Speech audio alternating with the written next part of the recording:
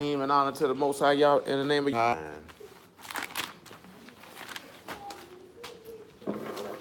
Search the scriptures. Yep. Then if you think you have eternal life, and they are they will testify me. And you will not come to me that you might have life. I receive not honor from men, but I know you that you have not the love of Elohim in you. I'll come in my Father's name, you receive me not. If another shall come in his own name, him you will receive. But how can you believe which receive honor one of another? And seek not the honor that cometh from Elohim only. Indeed. Do not think that I will accuse you to the Father. There is one that accuses you, even Moses, in whom ye trust. For had ye believed Moses, you would have believed in me, for he wrote of me. But if you believe not his writings, how can you believe How, my if you words? don't believe his writings, how you gonna believe my words? So let's go to Jeremiah 33 and 6, of what we've been talking about. And let's bring to the culmination. We talked about the desolation of Jerusalem last night, right? Y'all remember what caused it to be desolate? Because they paired themselves to blood, or paired themselves to chaos, so then blood got to be shed. So now this place has been left desolate. Now we have to deal with the fact of it now it being restored. That's what we're dealing with. Come on with it, man. Jeremiah 33, make it verse 4. It says, for thus says Yahuwah, the Elohim of Yasharah, concerning the houses of this city, and concerning the houses of the kings of Yahuwah, which are thrown down by the mounts, by the sword. Why they were thrown down by what? They were thrown down by the mounts and by the sword. Now let's pause. Let's go to Ezekiel chapter 5 real quick, man. Pick him up at verse 1. Let's just run that real quick. He said they was thrown down by the sword. Anybody know what sword threw them down? Anybody know what sword threw them houses down he talking about in Jeremiah? Yeah, that was what? That was it. Specifically. It was Nebuchadnezzar. It was the nation. They came through and threw it down with a sword. But truth be told, you threw it down with your own sword because you were hard-headed. Oh, yeah, a lot of abominations. We don't even want to run down all the abominations. That's why I was telling you that last night. Every Hebrew you run to him. That's kind of like what them brothers were talking about. And they ain't telling no lie. We ain't learned to smoke weed till we met the white man. But it's black people who name marijuana. Oh, we wasn't homosexual till we met the white man. So what were those Benjamites doing? What were those people in Sodom and Gomorrah doing? It wasn't no white people around then. Do you know what I'm saying? What was them Canaanites doing? Them was African nations in there who he said they do that, so you don't do it. You know, that's a cop-out to throw all manner of wickedness on one group of people and then act like this group of people over here had never done nothing like this until you encountered these people. No, you had been doing it.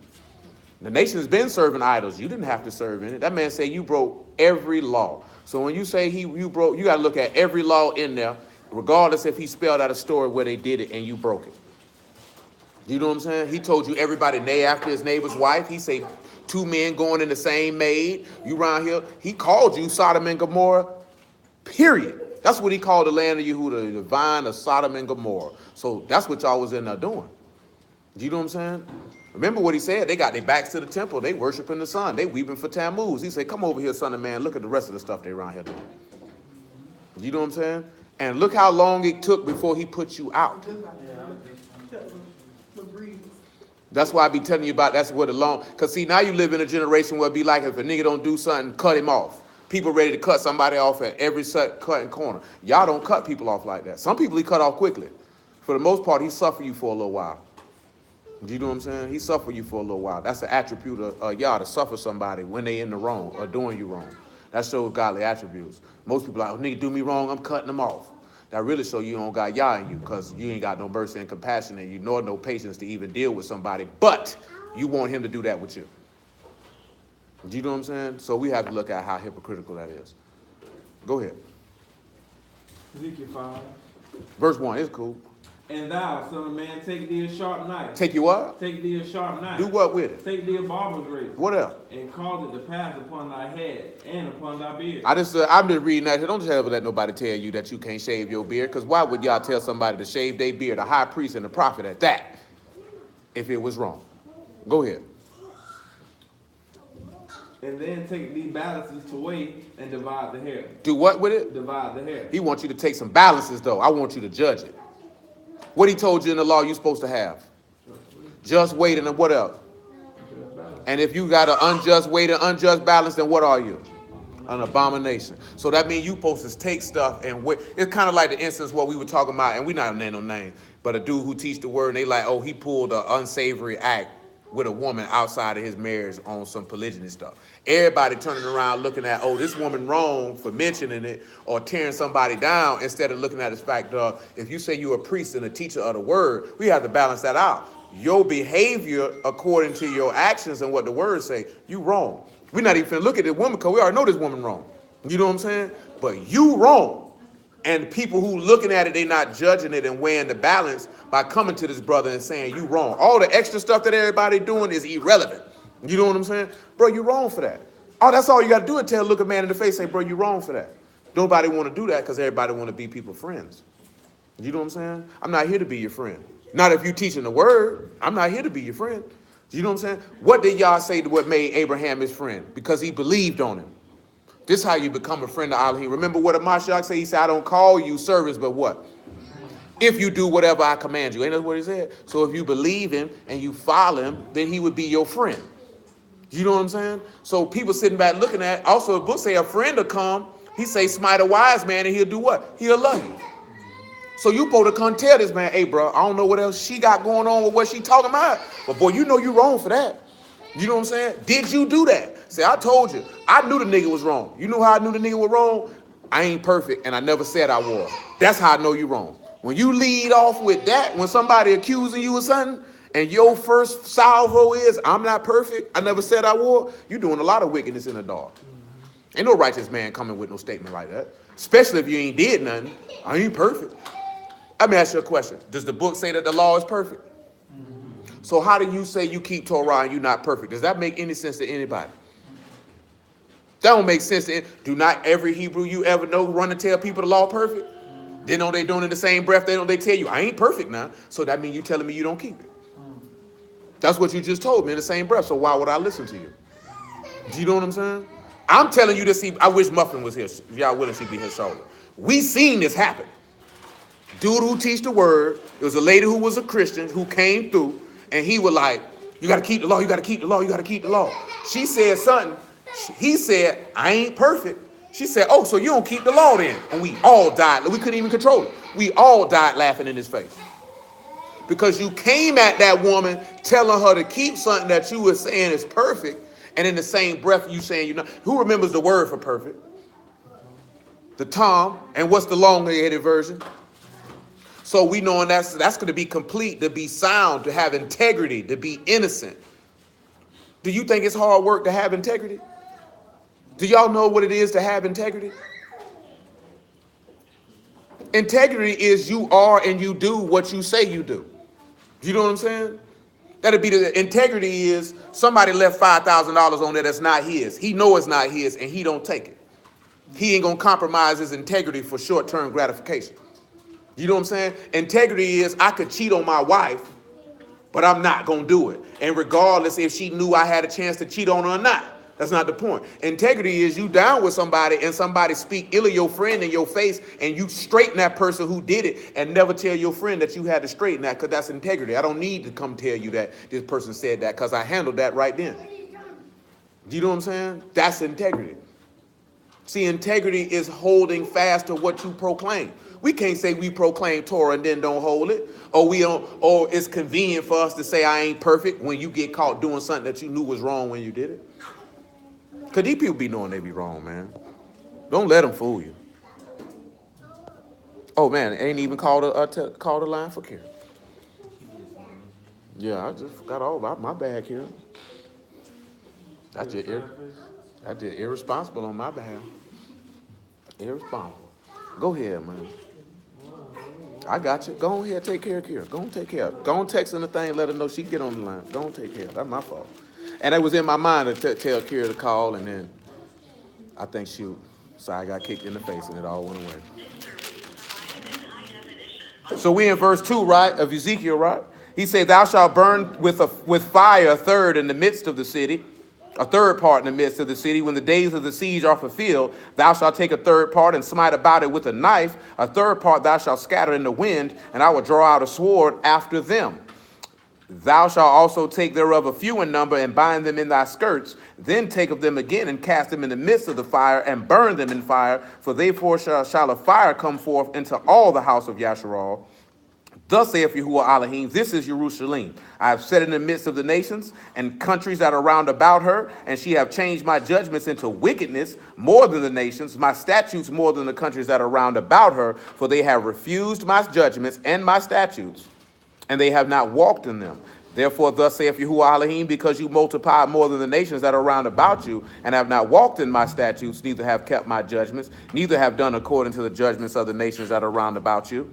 Therefore, thus saith Yahuwah Elohim, behold, I, even I, am against thee, and will execute judgments in the midst of thee, in the sight of all of the nations. So, you remember we read last night in Luke chapter 21, where he told you that when you see Jerusalem encompassed about with what? The armies. That what was coming? The desolation or the destruction of said city. And he told you to do what? And Jerusalem will be trodden down by who? Till their time was up. When they say the time of the Gentiles, what y'all think that means?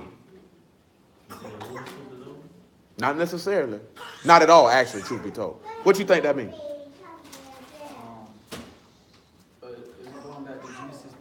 That's actually because I mentioned that to you last night. What did he say about the Amorites in Genesis 15? Who know off the top of their head without us having to go look at it? The iniquity of the Amorites is not yet full. So when the time of the Gentiles is fulfilled, when they done filled up all they sin, and it's time for me to bust them upside their head, that's when it's over. Iniquity done came to the full. It's over with now. Now I can come see. You know, y'all don't come see you before the time. You know what I'm saying? He say that in Amos. He said, I got to visit your iniquity upon you. Your iniquity ain't full. He'll give you space to keep on going and being wicked and being wicked and being wicked and being wicked. Go on ahead. You ain't filled it up to the top of the cup yet. Now you say the cup full. Seal him off. That's how he operate. You know what I'm saying? That's what long suffering is about. That's what I'm telling you. You ain't got, I done told you that plenty of times. I ain't got to cut nobody off. They'll cut themselves off. That's what he told you to do. Go and get Luke 6:23 for him, 22. They'll cut themselves off. If you really serve Hamashiach and somebody don't, they'll cut themselves off. You ain't got to cut them off. They'll do it. They'll gladly walk away from you if you stand for something. How many people you ever seen walk away from a righteous person? And they righteous. Who would do that? That don't make no sense, though. 6 and 22. It said, "Baruch are ye when men shall hate you, and when they shall separate you from their company, and shall reproach you and cast out your name as evil for the Son of Man's sake." What he said they would do? Separate you from their what? From their company. Did you have to cut them off? You ain't even have to cut them off. That's not to say that you won't have to cut people off from time to time. You know what I'm saying? But I'm just letting you, and he really talking about people who in the word. Now, when you're dealing with people who not in the word, I done told you, you should have enough wisdom to know how to deal with them, because you should already know what you can and can't do with them. Because you got bruises to tell you, oh, if your mom ain't in the word, cut your mom off. I ain't going to tell you to cut your mom off, but just know, hey, man, there's certain stuff, mama, we can't do. There's certain stuff I can't do. That's your mama. What type of person tell you cut your mom off? Do you know what I'm saying? That's your daddy, them your cousins, them your friends who you grew up with. But if they respect you, even if they don't really acknowledge what you're doing, they going to respect what type of time you on if they really love you and care about you. Do you know what I'm saying? Well, you know, I don't live like that, cuz, but I understand, man. Shoot, call me later. You know what I'm saying? I will tell you it's condescending to hit you. I know you don't do stuff on Saturday. I know you need to start calling my phone then. Do you know what I'm saying? Because you wasn't caught, because you were being disrespectful. Do you know what I'm saying? And you thought I was too simple to catch what you were doing. You know what I'm saying? See, I'm not going to entertain that. I know you don't do stuff on Saturday. I know you know I don't do it, so why you call me with that? All you had to do was say, hey, we doing this at such and such. Come when your worship day over with. Nigga don't call you and say, I know you don't do stuff on Sunday when you're going to hear Pastor Pope Chop get off. Nobody don't call you and do you like that. You know why don't nobody call nobody on Sundays and do that? Because their whole day is not dedicated to the word. One service over with, they back to their life. Am I lying though? Insert, but I'm just talking about this. If you keep the Shabbat, you know that's a 24-hour block. Everything stop. You know what I'm saying? When you go to church on Sunday, everything don't stop. It's really a 2 to 3 hour block. You know what I'm saying? And then after that block of time is over with, oh, we finna go to the beach after service. Oh, I got to get to the house. Football on. You know what I'm saying? That's what they sit back. That's how they looking at it, because they're not being taught that this is a 24-hour block. Regardless if it's the right or the wrong day, that's irrelevant. They're not taught everything stops. You know what I'm saying? My life keep going. I just got to come here, pastor, hit the word, and then I'm gone. And I'm finna go back to doing what I'm doing. See, they look at you different because you don't go back to doing what you're doing after that. You telling them, well, I can't holler at you till after the sun go down. They can't seem to understand that because they're not giving that. If they was doing that on Sundays, they probably feel you. For sure. I done been in many churches where the pastor be like, get y'all out for that kickoff. Because he trying to get I there. heard I've been told stories. we'll get y'all there for kickoff. Niggas say service start at 9. We out of here by 12. Shoot, Jaguar playing the Cowboy, 1 o'clock. They don't care if it's a 4 o'clock kick. Yeah, it was a 4 o'clock kick. They gonna rap with you. They don't rap with you. That 105. That 105, y'all can get up out of here. Hey. I ain't preaching but for 30 minutes today now. I'm past that trade run, but that plate coming around about a couple times though. We're going to spend 30 minutes on that there alone. But we're going to get up out of here. You know what I'm saying? But it's the fact of mentality. This one, and I've been told y'all this before, man. You always want to try to put yourself in another person's shoes to understand their perspective. Then it's easier for you to deal with them. If you only look at stuff from your perspective and you're not trying to see it from their perspective, then you'll always be frustrated. You know what I'm saying? Because you want to see them from your lens and what you feel like people should do and how people should think. And that's not how to handle people. Try to see it from their point of view. Then people won't aggravate you that much, just like, unless they just outright stupid. Then, of course, there is no remedy for outright stupidity. You know what I'm saying? You can't do nothing with that. Can't do nothing with that. Where we at, man? 23. Come on with it. It said, rejoice ye that... Oh, no, we good on that. We good. We come on back to Jeremiah 33. I didn't want you to hear that he was going to take that sword out. That's why you... and we wanted to hear why you were desolate. Because you changed his mishpat and made it like the nations. You took the things that he said were wrong and you said they were right. This is why he say, woe unto them that call good evil and evil good and exchange bitter for sweet. See, that's what's going on in the world now, but now it's not us doing it. See, we sit back and look at, this is a Hebrew favorite thing, why we can't have multiple wives and in America you can be married and you a homosexual. Number one, this ain't your land. Number two, these people don't serve Yah. Number three, he ain't their God. So the people can do whatever they want to do. So why are you trying to compare unrighteousness with righteousness to justify something you want to do when you shouldn't be shocked? Yah's not their God. You know what I'm saying? So they gonna do what they want to do. Why do I care if punks get married? What that got to do with me? They were punking anyway. You know what I'm saying? The pedophilia thing that they feel like they gonna push, that's different. Because that's children, them people who can't defend themselves. You know what I'm saying? But these grown people, you know what I'm saying? I don't care what these grown people do. That's up to them. They the one got to stand before y'all. I ain't got to stand before y'all for what this man over here doing. You know what I'm saying? But they look at it, why is it legal? Nigga, it's legal to be an idolater in this country. It's in their constitution. You don't see nobody fighting and screaming about that. When the last time you heard a Bruce screaming about that? Is it not in their constitution? You can serve any religion you want. So that means in their constitution, in their law, it's legal for you to be an idolater. So that means that's what they do. That's their land. Let them have that. Nigga coming over here trying to make their land like how our land was supposed to be. Nigga, you couldn't even get your own house straight. How you gonna go to somebody else's and straighten theirs out? Do you know what I'm saying? You couldn't even keep your house straight. Now you want to come straighten somebody else's house out. Nah, cuz. They're not going for that. I don't care what these people do. Ain't got nothing to do with me. This ain't my home. I'm just passing through. Did you see them in Egypt trying to straighten Egypt out? Did you see them in Babylon trying to straighten Babylon out? They say we here till it's time to go.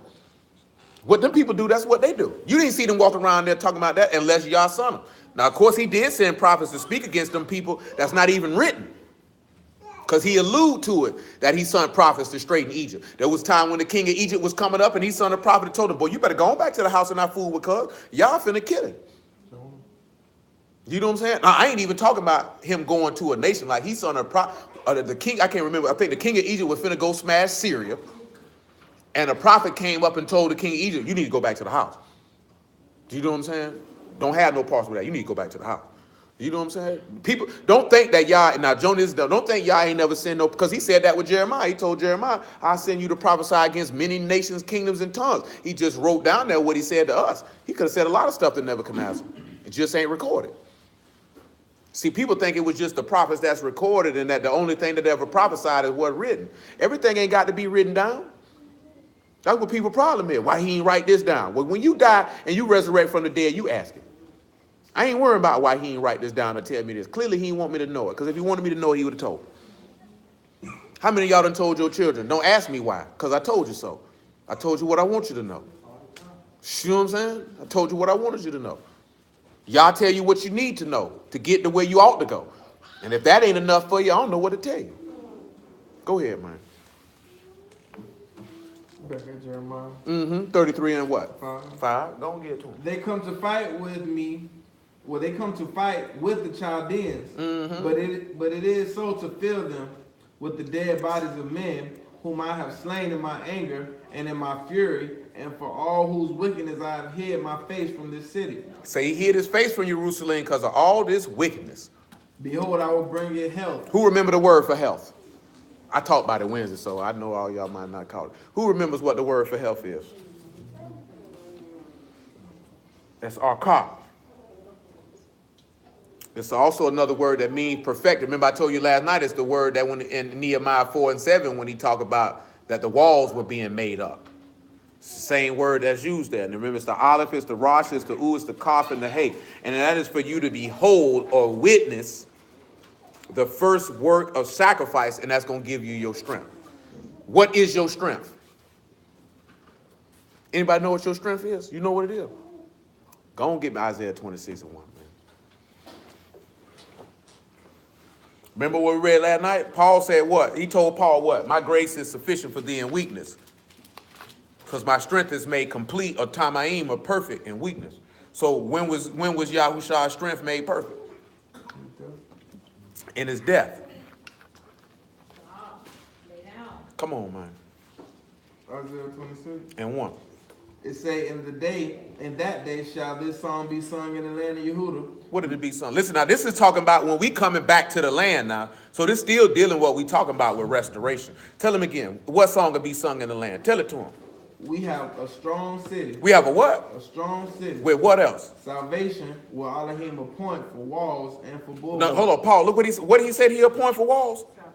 Salvation. Then we read in Nehemiah 4 and 7, what were the people who was getting mad about them rebuilding the city? They were rebuilding the what? The walls. The walls are for salvation. This is what he said back and he said it's going to be. What did he say Yahushua is, right? The chief cornerstone for the building of the city. So what, and if what are walls for? For protection. So salvation will be your protection. What is salvation protecting you from? Death. That's why he said it's a city of unwalled villages, because salvation is the walls. I don't need no walls. I'm here. I'm your protection. Go and get him that there, man. Ezekiel 38. Pick it up by verse 4. That's why the walls got tore down. There wasn't no salvation there. He tell you that in another place. Mules can't save you. Horses can't save you. Ain't no walls can't stop this man from coming through. Ain't all these emails just be opening up on general principle.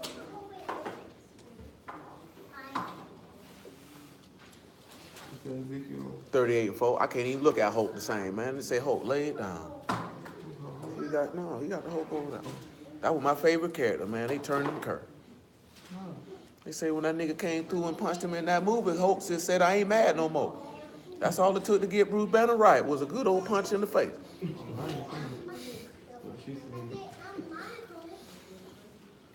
38 and 4.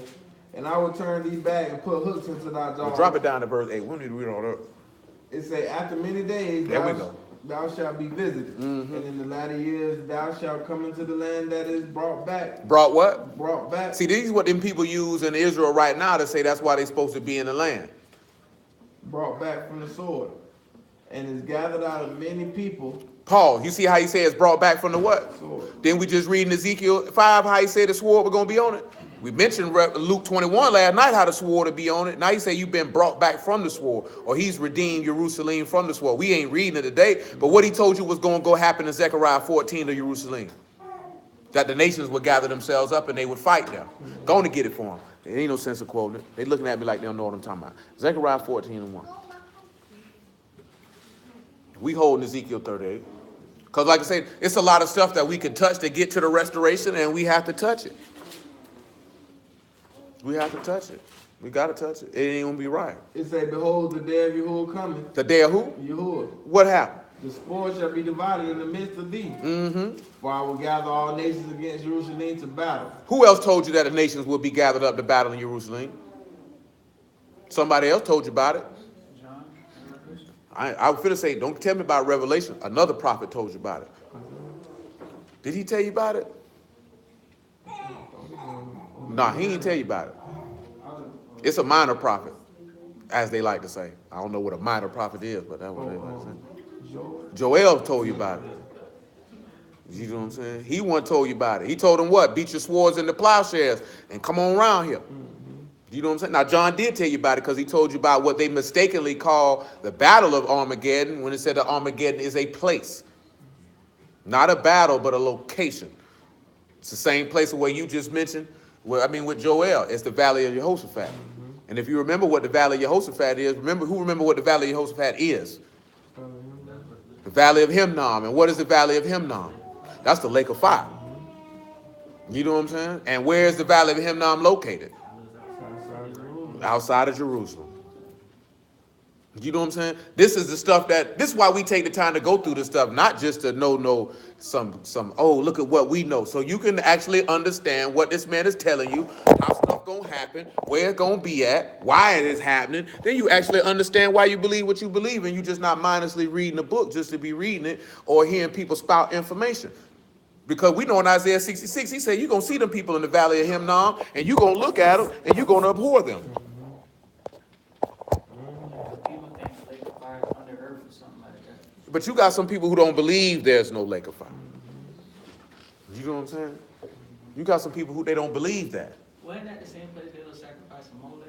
Yes, they did. Well, they were sacrificing Molech in the land. Our people were. They definitely were. I thought it was him now. They threw it to Hope. That's what they said. They were passing the kids. They were passing the kids to. Our people was, yes. You're correct. That's what I'm saying. You're correct. You know what I'm saying? But I just want you to know that.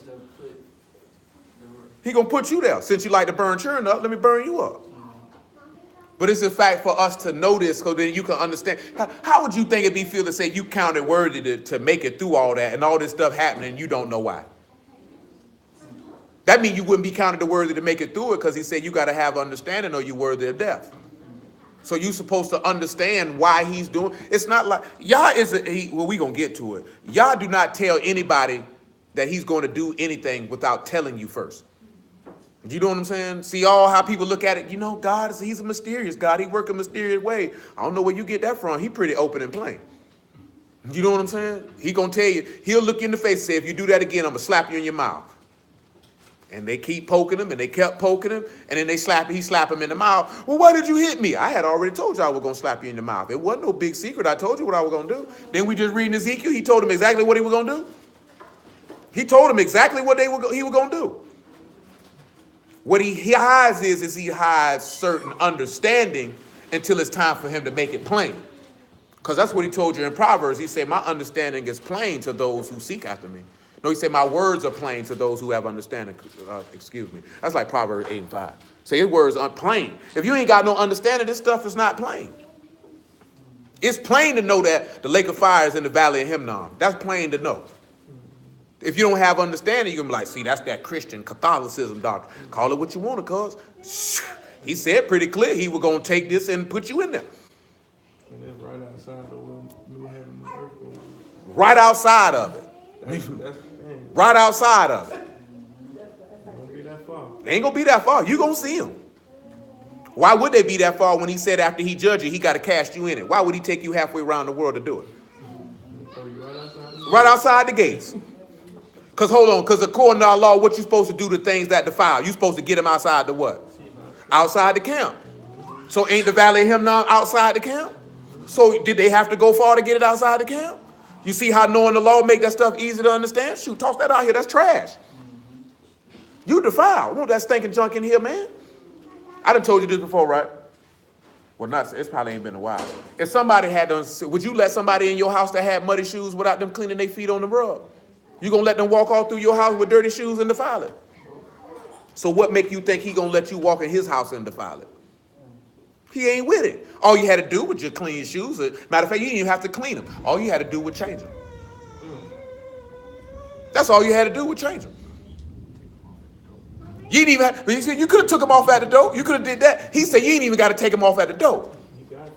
I got a fresh puff for you. All you had to do was just take your shoes off and put mine on.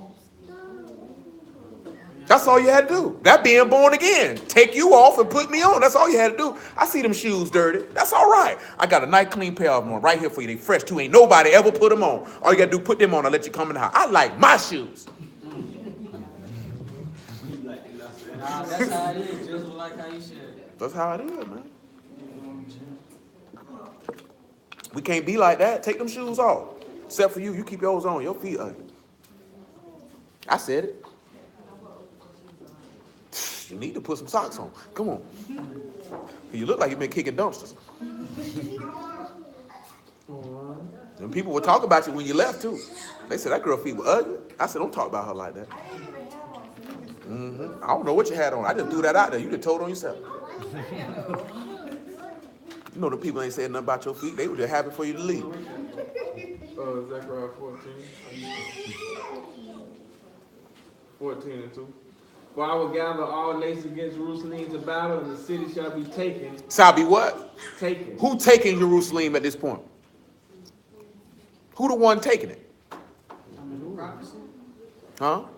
When he say, I'm going to gather the nations against Jerusalem. And he saying Jerusalem gonna be taken. So who took it? We read it last night too. You said who gonna take Fight against the nations that took the land. No, he said Jerusalem has been. Read it again. Listen to him. He said, and the city shall be taken. Shall be taken. And the houses rifled. Rifled. And the women ravaged. Raped. And half of the city shall go forth into captivity. So who taking the city into captivity? Yahushua ain't doing nothing. That's the beast. That's that one man who gonna rule. He ain't even came through yet. He ain't even came through yet. This the beast. This the beast. Come on, read verse 3 for me. It says, and then shall go forth to fight against those nations when he fought in the day of battle. And his feet shall stand on the Mount of Olives. Upon the Mount of Olives, which is before you. This Yahushua returning. And then we'll go through that because this is where, if y'all didn't know, in verse 6, when he said it'll be a day that is not known unto anybody but Yahuwah. That's why when you know the prophets, you'll know why he said, no man know that day but Abba. Because that's why. He wasn't doing nothing but telling them what the prophet said. That's why he said, if you search the scriptures, you think you got eternal life. They talking about me because all he did was drop word. You would need to know word to know why he made that statement.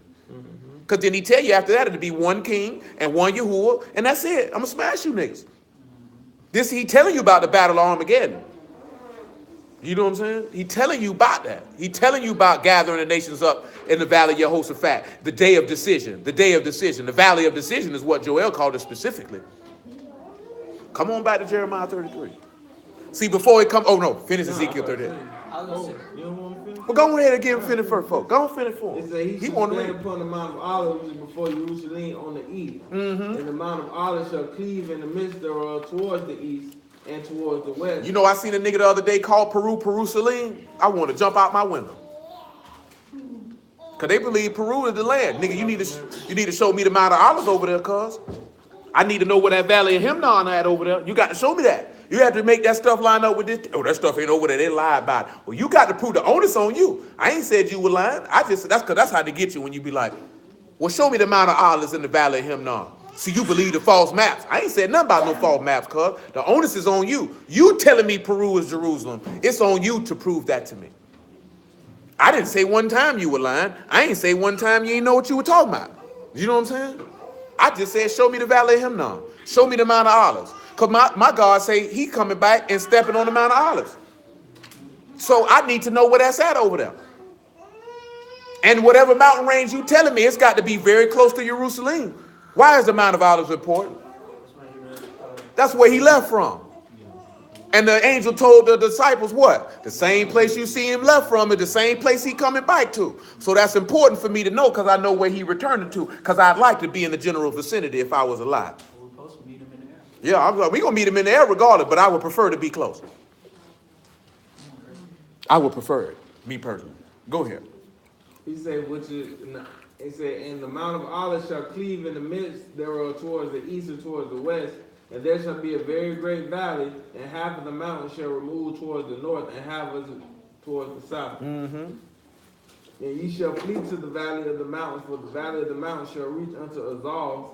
Yea, ye shall flee like as ye fled before the earthquake in the days of Uzziah, king of Yehudah, And Yahuwah my Elohim shall come, and all the Kadashim with thee. He coming with the Malachim like we read last night. Remember we said he came with the stars to fight Sisera?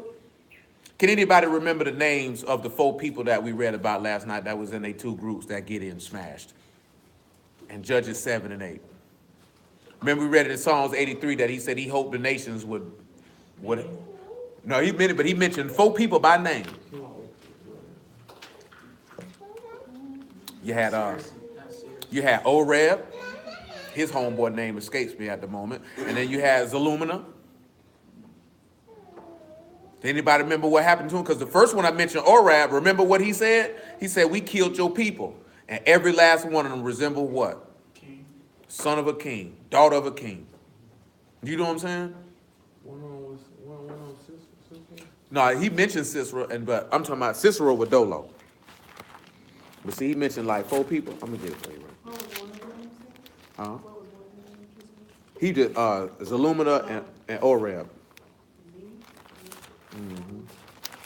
Hold on, I got you. Right here in Psalms 83 and 11, he say, make their nobles like Oreb and like Zeb, and all their princes like Zeba and Zalumina. That's what she said. I know what she said. Z, yeah. Oh, she mentioned Zeb? No, I couldn't hear. Well, Zeb was one of them. Zeb was running with Oreb, or Zalumina, I should say. He say, make them be like them. We see what happened to them. Come on back to Jeremiah, man.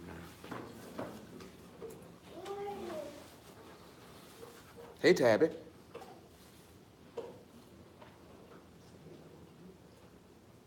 Very well then. Very well then. Come on, man. We're at verse 7. Jeremiah 33 and 7. It say, No, back up to 6 because we got to hit another word. okay. We got to hit cure. You have cure in here twice. You got Marpe and you got Rapha. And so when you look at Marpe, we see that we have a meme, a Rosh, a Pei, and the Aleph again. So we see a word was commanded, or the first commanded a word, how that blood would give you strength. And like I said, we mentioned that on Wednesday. Because the book tell you that. Go and get me 1 John chapter 5, verse 5. Because, you know, the book actually does say every Christian's favorite line. Y'all know what every Christian favorite line with the blood? Not that one. That one of them. They got another one too, though. No, with the blood. They say it's power in the blood. They get that from the book.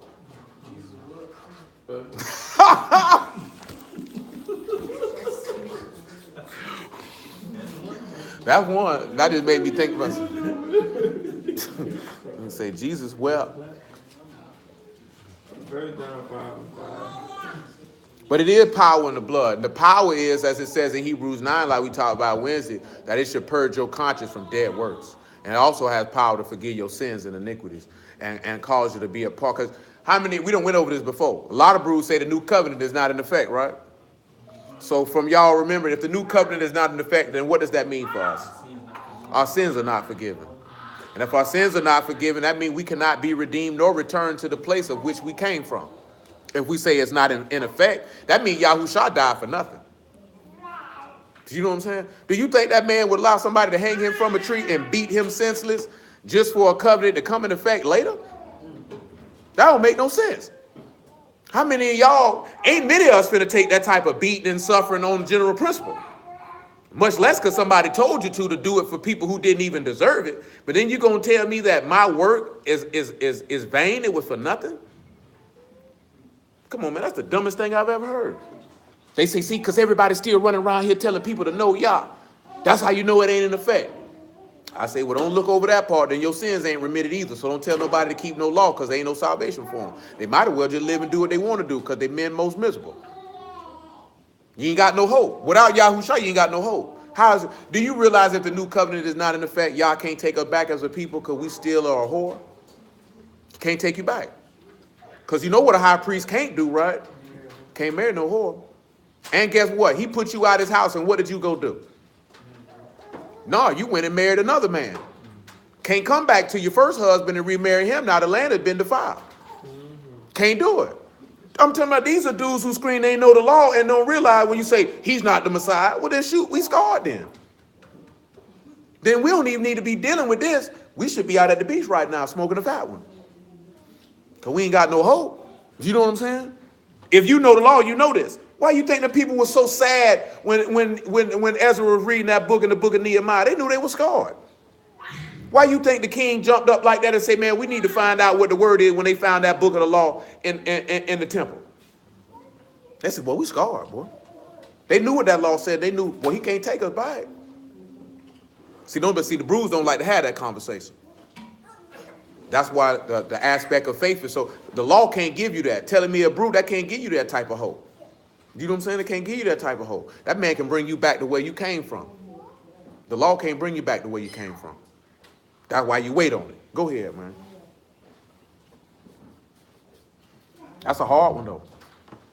We talked about that last week, too. That's why he gave you that bill of divorce. He didn't give you that bill of divorce because your wife was getting on your nerves. He gave you a bill of divorce so I wouldn't have to kill you as a people, because I would have no other recourse than to do so, because I found uncleanliness in my wife and that I found her not to be a virgin. The law say you supposed to die. If you play in the whore in your father's house, what Deuteronomy 22 say? Stone her. That's what the law say.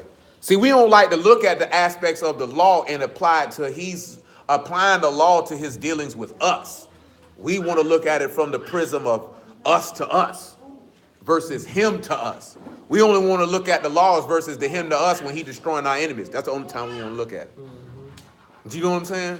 Then all the other stuff, see, they ain't got nothing to do with us, see. See, polygyny, see, that was lawful. That was because he knew he was going to split this kingdom, so he was going to have two wives. That ain't had nothing to do with you, cuz. That's not what he ordained from the beginning. When he ordained from the beginning, he took one woman out this man and gave it to her, because that was the plan. He never wanted to have Yasharal be split.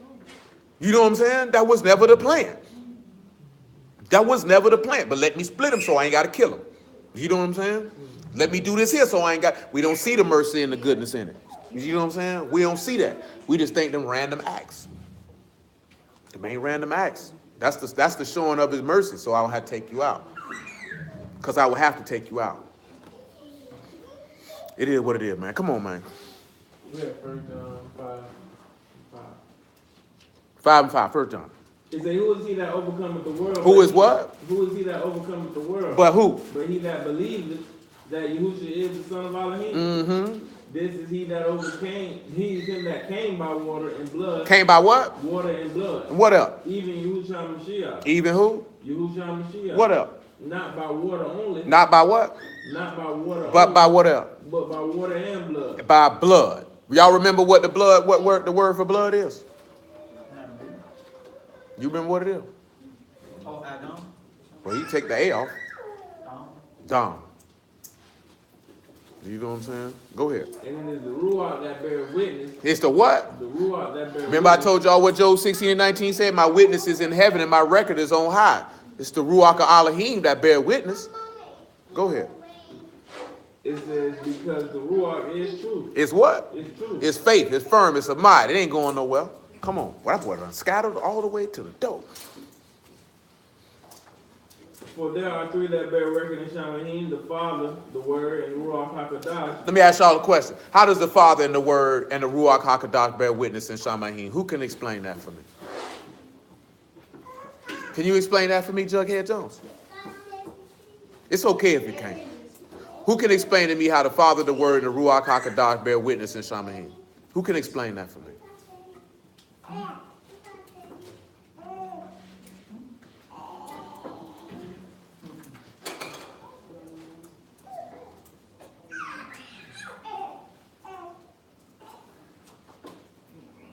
If you don't know, it's all right. Darius, you can explain it for me.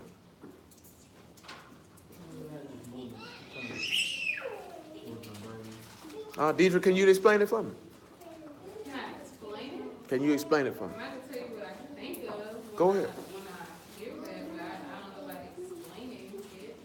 Well, go ahead, man. I mean, when I think of that, it just makes me think about when it say, I forgot where it's, and I know it's in the law when it say, all heaven and earth to bear witness. That's all I can know. Okay. That's the explanation. All right. Can you explain that for me, little muffin?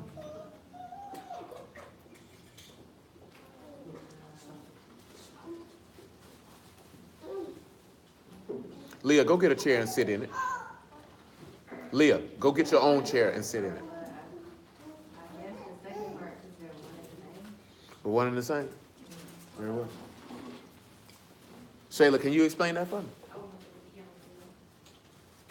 Which all three said is, for the most part, is the correct answer. The Father bears witness of the Son. The Son bears witness of the Father through his actions, like we read in John 5. My works bear witness of me that Abba sent me.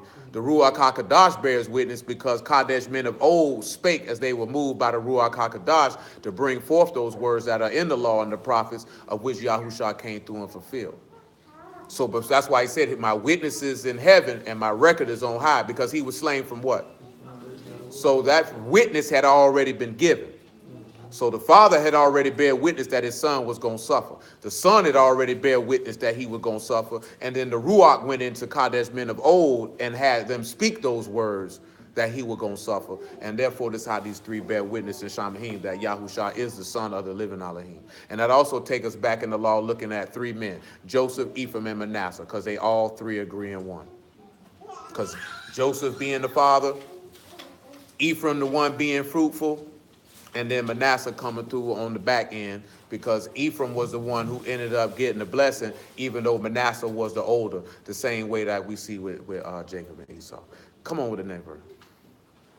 It said, and these are the three that bear witness on earth, the Ruach and the water and the blood, and these three agree in one. Now, who can explain how those three agree in one? Would you like to take a shot at that, Jughead Jones? 12, verse 8. 1 John 5. And 8. How do they bear witness in the earth? Said those three bear witness in the earth. How do they do it? Let's ask this question. According to the law, what is water for? Cleansing. Then look in the law, what is blood for? Atonement, and what else? You can't have a covenant without what? No, that's what atonement. You can't have a covenant without what? Without blood. You know what I'm saying? Then of course the Ruach bearing witness on earth. You should tie that back into from the last verse, because now where were the prophets at? They was on earth. The Spirit gave them utterance to speak what they were speaking. So they were bearing witness of Yahushua on earth by that same Ruach that were bearing witness of him in heaven. Remember, because this is how the unclean spirits knew who Yahushua was. See, I just had this conversation with somebody yesterday, because they were asking me about the sons of God in Genesis chapter 6. Who are they? They're the sons of Seth. They come asking me like, are those the fallen sons of the angel? I say, no. I could see why you would say that, because that's the prevailing thought process of majority of people. Most of everybody has believed that at one point in time and regurgitated that, and I am no different. So, but remember when we looked at what? Those two genealogies in Matthew and Luke. Who is Luke genealogy taking us to? Adam. We're showing you how Yahushua is the son of Elohim, because that's how that Luke genealogy ends. The Matthew genealogy is showing how he from the kingly seed and a part of the covenant of Abraham, Isaac, and Jacob. But that Luke genealogy is only Adam's descendants. You know what I'm saying? That's it. Even though we all Adam descendants, it's the same genealogy that's in Genesis 5. So when we see this, when they say the daughters of men, of course it's going to call them daughters of men, because they were carnal men. They weren't sons of Elohim. They didn't come from that line. Y'all some different people. You know what I'm saying? But we'll look at it and go somewhere else with it, because those sons of Adam were bearing witness. You know what I'm saying? Even when that water came through and flood, that was bearing witness to establish something. To flood them out, that's bearing witness. Just like how you mentioned, he called heaven and earth against you to bear witness. So those three in heaven, the Father, the Son, and the Ruach HaKadosh got to bear witness, and then somebody got to bear witness on the earth. The reason being, because it's got to tie in with the law that you guilty because I told you. See, those spirits in heaven, remember, he the word, so they heard the preaching of Yahushua and Shamahim. They didn't understand it.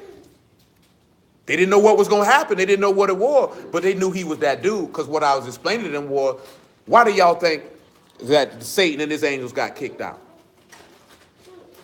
They denied the Son. They denied the Son. Most people believe that they were jealous that they didn't want to serve us. That's the prevailing thought process. But Psalms 45 say, I anointed you with gladness above your who? Your fellows. So they looking at him, he's above them. And they didn't want to serve him. So that's why when you see them, they go to shake it. Oh, we know who you are, you Yahushua, the son of Elohim. Or you come to torture us before the time. They already knew. They knew who he was. They knew he was over them. And they didn't want to serve him. Had nothing to do with us. Do you know what I'm saying? And that's why I said it's got to bear witness in earth. Because that water, that immersion, bear witness he was going to die. That bloodshed bear witness that the covenant was sealed to make you the sons and daughters of Elohim again. Because we're going to get to that. You know what I'm saying? That's what I mean. I've been telling y'all before. It ain't about us. It's always about Elohim. It ain't about us. And he had dominion on earth, so. No, he didn't. He had dominion in Shamahim. Like, We got it. we got it down here. He ain't down here. He ain't down here yet. We gonna make it do what it do. They knew they couldn't make it do what it do up there. He had dominion and rule. But they still know he coming though. They still knew he was coming. Why you gotta realize that? We supposed have any of y'all ever thought how did them unclean spirits know who he was? And he told them, close your mouth. He directly told them, don't tell nobody who I am. Now close your mouth. Why you think that unclean spirit say, Yahushua we know, Paul we know, but who is you? Because your name's already written up there. They know who belonged to who. They already know who belonged to who. They already know. They already know who belonged to who. Why you think some people get hit? What he told Peter, what he say Satan is what? Desired to have you, right? He already knew Peter belonged to him. But let me see if I can get it. He already knew that. That's why I was telling you, a righteous person ain't walking away from another righteous person. Not if people, they from the same family. They from the same family. That's why I was telling you before your wife is your wife, what is she first? And what did Abraham say about his wife? That's my what? He didn't sit back and look at it and say, oh, that's just my wife. He said, that's my sister. Literally and spiritually. That's my sister, so I'm going to protect her. I'm going to look out for her. You know what I'm saying? See, dudes forget that when they marry a woman, that she just ain't your wife, she your sister too. Ought to treat her like that. Go ahead, man. You can finish first, John. Yeah. We had 6. Well, no, we had 9. If we receive the witness of men. Okay, we good. We read that last night. Jeremiah 33. We read that last night. Y'all understood that though? Seeing through all that what we talking about, guess what gets exhibited every time? The mercy of Yah, every single time. And that's why I meant if you know it and you understand it, then you ought to live according to that. I done told you before, everybody ain't got it in them. Everybody ain't got it in them because, truth be told, the name ain't written in heaven. So they ain't never have it in them. When you got it in you, you'll keep going. You'll keep going. You wouldn't care what you face or what you endure. You'll keep going. Everybody don't keep going. Go ahead, man. We're back at 33. Yeah, we good, man. We touched them words, man. I just was recapping them words. Well, I know I mentioned Rapha, right? That's Rosh, Pay, and Olive, right? And that's the words of the first. They give you strength. And we mentioned that Wednesday, too. Go back to Isaiah 26, because that's what we ain't finished.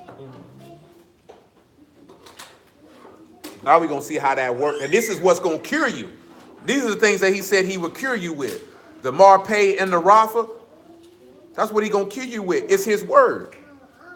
His word can heal all your diseases. Your diseases being death and sin and all that other type of stuff. Everybody don't want, I done told you, everybody don't want to be healed. Some people like playing the victim because it gives them the attention they want. You know what I'm saying? Some people like being rotten and broken down. Feel like people will respect them and love them then. So you got some people, they be going through stuff and they really be going through it for a long time. Some people be going through stuff they already done got over. They just trying to milk it. They concerned about me. Just like I told you before, niggas be quick to scream, don't nobody check on me. Well, when the last time you called somebody? Because if you ain't called somebody and you scream that, you're a first-class hypocrite and keep that to yourself. Then you sit back and forget we grown. So shoot, niggas got whole families. Do you know what I'm talking about? Don't be nothing personal. Shoot, nigga probably barely want to talk to their own family, much less call somebody else and talk to them. I want to go to bed. I've been working all day. These niggas been in here hollering. You know what I'm saying? My husband getting on my last nerve. My wife like this, I think she tripping. People going home, they going to lay down. It don't be nothing personal. I'm just being for real. It don't be nothing personal. Not personal. You know, I don't be nothing. We take it personal. Nigga be like, they say, nigga don't call me. Well, whole nigga, when the last time you called somebody? Because what type of grown man, I can see if a woman said, but what type of grown man walking around here talking about a nigga ain't called him? What type of nigga you is, man? You know what I'm saying? You crying because a man ain't called you? And you got a wife at home? Shoot, better talk to your wife, nigga. At the bare minimum, or if you felt like somebody wasn't calling you and it hurt your feelings, then pick up the phone and tell that man, bro, it hurt my feelings, you don't call me. I would appreciate it if you called me more. I'm dead serious though. If it bothers you that much that you feel like, man, you don't call me, bro, it may be weird though, but that's It ain't really weird. It ain't really weird if y'all was doing that though. Think about it. If you was talking to somebody all the time. that ain't weird. And then y'all stop talking.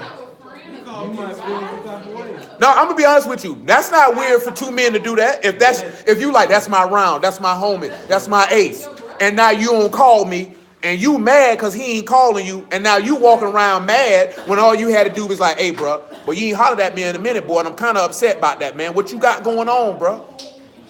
Ain't nothing wrong with that. See, that's what's wrong with people. You mad with people, and you won't tell them why you mad. If that's how would that man know that that you upset with him because you ain't been seeing about him unless you tell? See, I ain't grow up like that. Like if we did something to each other and one of my peers didn't like it, they let that be known. You know what I'm saying? Because they let that be known so it don't grow into something else. You know what I'm saying? It don't explode into nothing else because I'm telling you now.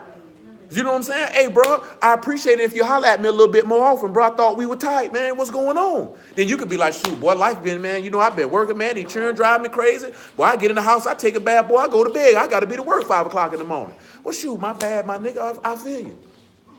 That's all it takes. I'm trying to tell you, I done told you this before. A lot of stuff can be eliminated if grown people just have a conversation. All it takes is a conversation. And usually the stuff that people be mad about, you'll find out that you was mad over something insignificant. And that it wasn't nothing personal. It wasn't nothing going on. We not 16, 17 years old no more. We not 20, 21 years old no more. You have a wife. You have responsibilities. You have a family. You know what I'm saying? Straight up though. You know what I'm saying? Huh? You ain't, well, you 22. Callie don't count. Yes, she is, but she don't count because she ain't asked you to bring her into this. Now you lying on the girl. I ain't here. We don't trust you anyway. I forgot, you got that big old brain. You can hear anything. You can hear nigga thoughts.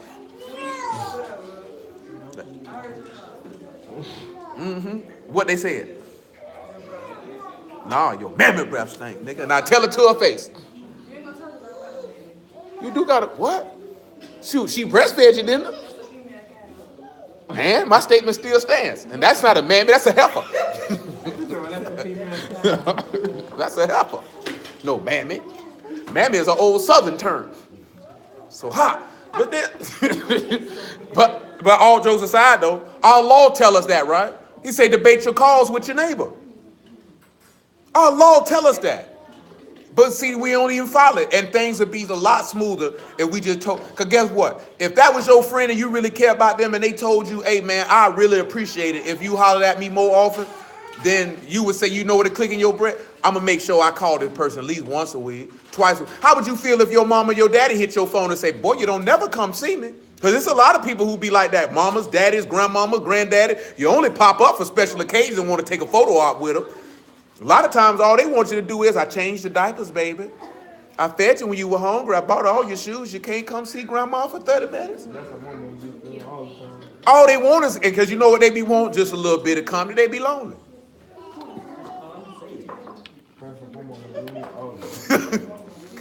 You know what I'm saying? They ain't going to call and say it because people don't People don't like to tell you that, hey man, I thought you loved me, you don't come see me. And guess what we be walking around with? A nigga don't call you, nigga don't call me, I ain't calling that nigga no more. You don't know what that nigga going through. Do you know what I'm saying? It isn't me. I just ain't a phone call type of dude. I'll come to your house.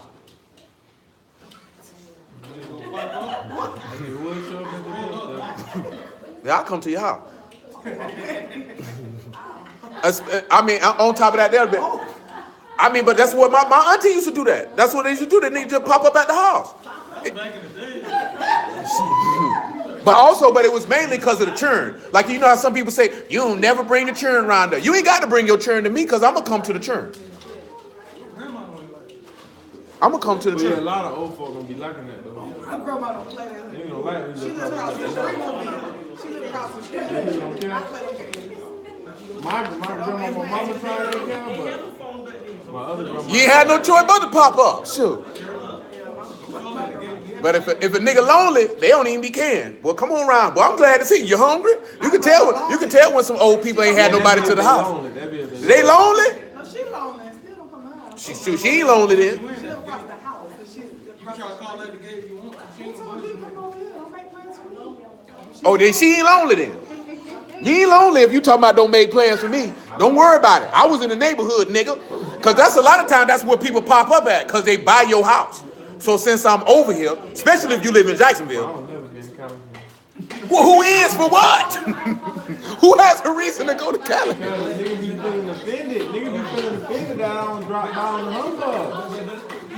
But there ain't no humbug. Ain't nothing humbug about Cali. But no, all seriousness though, that's how most of the time people pop up to somebody's house, especially living in this city. It's big.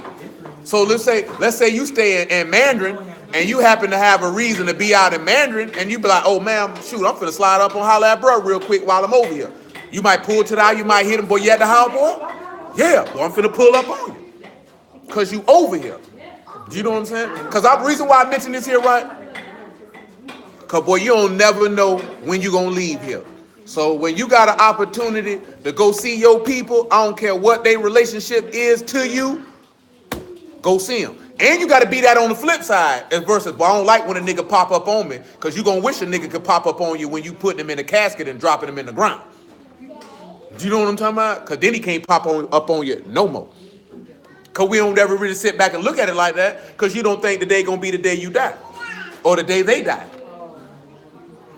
You know what I'm saying? Because somebody pop up on you, regardless of who they is to you, they trying to see that mean they care about you. Care about you enough that I want to see your face because you never know when it's the last time you're going to see somebody's face.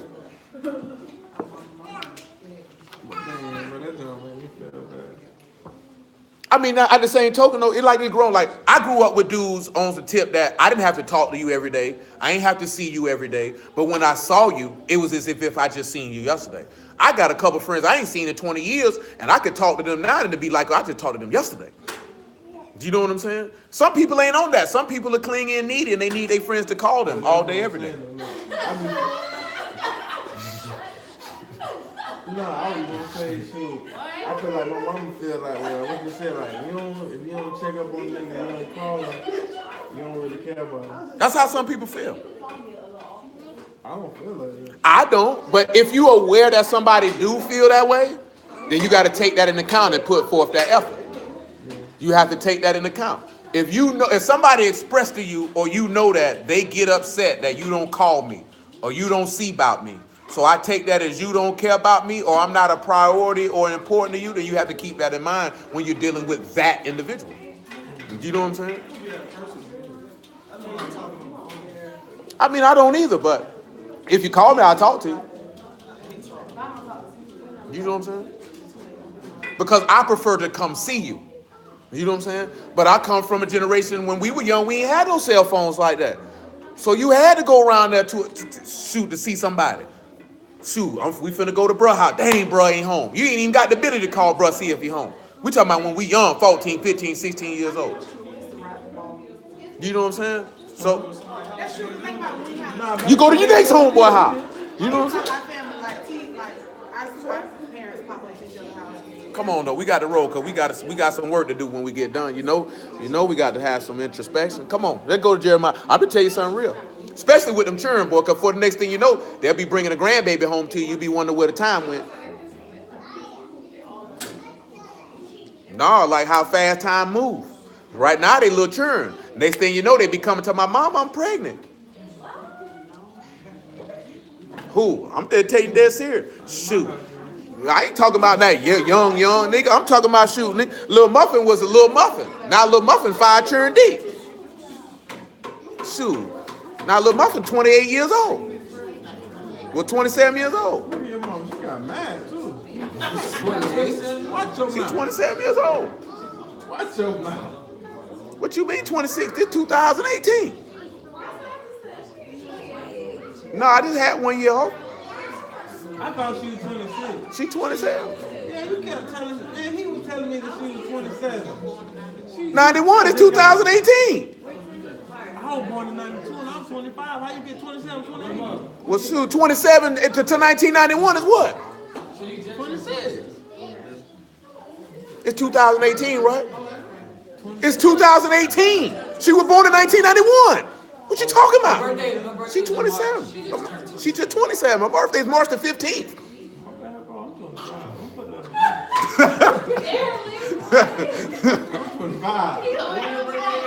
He the one who 26. You not 25. She 20. I'm 25. I'm 25. Tell him again, D. Barely.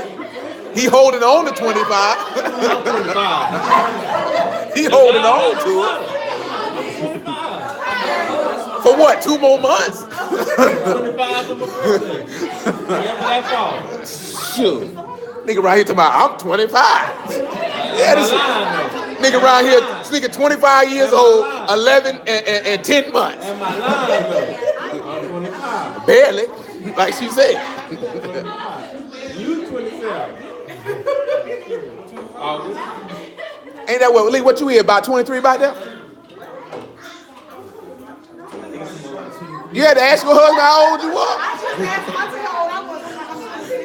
Yeah, I had to ask him, nigga, how old.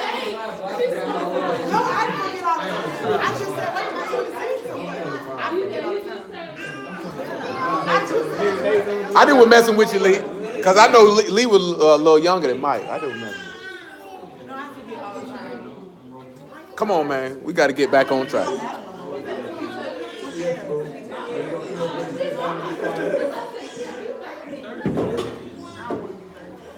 No, but I'm dead serious, though. I can remember when Lil Muffin came home from the hospital, when she started crawling, when she cut all her hair off. Now she finna be 5 kids deep. That time went by fast. I'm trying to tell you, you sitting there, you seeing them running around, this, that, and the third. Next thing you know, they around here talking about, this my husband. I'll tell you right now, though, y'all men in here, shoot, well, you better be vetting anybody who your daughter bring to the house. They ain't got no excuse to be bringing no random nigga to the house. Talking about, this my boyfriend, this my husband. Who that nigga is? Better send that nigga around here. Yeah, you got to deal with it. You better check them women, too. Don't you bring no slut bucket around here. We don't want no maggot hoes. I ain't got to worry about that. You got to worry about it, because a woman could be a man downfall just like a man can be a woman downfall. Shoot, you better vet her, too. You bring no 2 slew-footed hoes around here. That's what you tell them. Don't bring them slew-footed hoes around here. Like to show their little booty on the internet. You bring one of them around here. They might change. They will change that woman. Nah, you don't change nothing. Shoot, hopefully he a godly man. He look at her, oh, I'm disgusted. So you can change that woman. I can't, no, you can't. No, you can't change it. I wasn't slew-footed. Speak for yourself. Flat-footed, I wasn't slew-footed. My feet. Who? Shoot, my feet wasn't loose. My feet wasn't drunk. My feet was straight. Around here dragging that foot behind, not me. Not me. I hear them slew-footed hoes. You know what that mean to have old slew-footed hoe? You know what that mean, Nishi? Nishi, you don't know what that mean? You got a slew-footed hoe. That mean that hoe dragging her vagina everywhere she goes. I seen a dude just post a meme talking about, he say, son, don't fall for the nonsense. He say a saved vagina is a busy vagina. He say, you don't see no cut grasses on no busy street. That don't trip me out. That nigga say a shaved vagina is a busy one. That is, that's She real. said back in the day, women didn't do that. That was, if you did that, then Oh, it wasn't good. That's a new thing. They said if you shave your vagina back in the day, you were loose. That means you was trying to, yeah, like you was naked. If you was naked, that means you. See, in these days and times, they call it good Too grooming. many people. You're showing it to too many people. You trying to keep a clean face for the boys. Seriously though. Trying to keep a clean face for the boys. In between the 20s and the 60s, yeah, you would have been considered to be a little loose, a little fast. You let niggas play. That wasn't a common. That wasn't It's smooth. that type of grooming wasn't common. See, that's common now. People do that. You know what I'm saying? You know, people make a lot of money waxing people's body. You know what I'm saying? That's a little different. That makes sense too. Yeah, because they ain't want to be walking around with their hair busting out their swimwear drawers. Yeah. Female always smooth. Bikini wax, very much. That junk that tripped me out. Woman don't want you to see you in her drawers, but she walking on the beach in a bikini. Why Them would you drawers. have to do that though? Them drawers. Waterproof drawers, regardless they drawers. They still drawers. Come on, man. Jeremiah 33. They can be waterproof all you want. They still drawers. Woman walk around in the house. Don't look at me in her drawers, but walk around the beach proudly in some waterproof drawers. Like, they won't go out in public like basic brown panties, but they go to the beach. Some women ain't got no business walking the beach with a bikini on. Cause I'm gonna go blind. I never understood how women do that. I don't gotta go through. I don't need to do all that. We don't need. I don't care. We don't need to do all that. I just be wondering why these sea whales, these sea cows be walking around like that, there, man. Nigga, I'm gonna lose all my lunch. That is a manatee. That is a sea cow. You got some of them, they don't care how they go out in public. Now, come on, man, let's go. Jeremiah 33. Abigail. Oh, you hit your head on the tang again.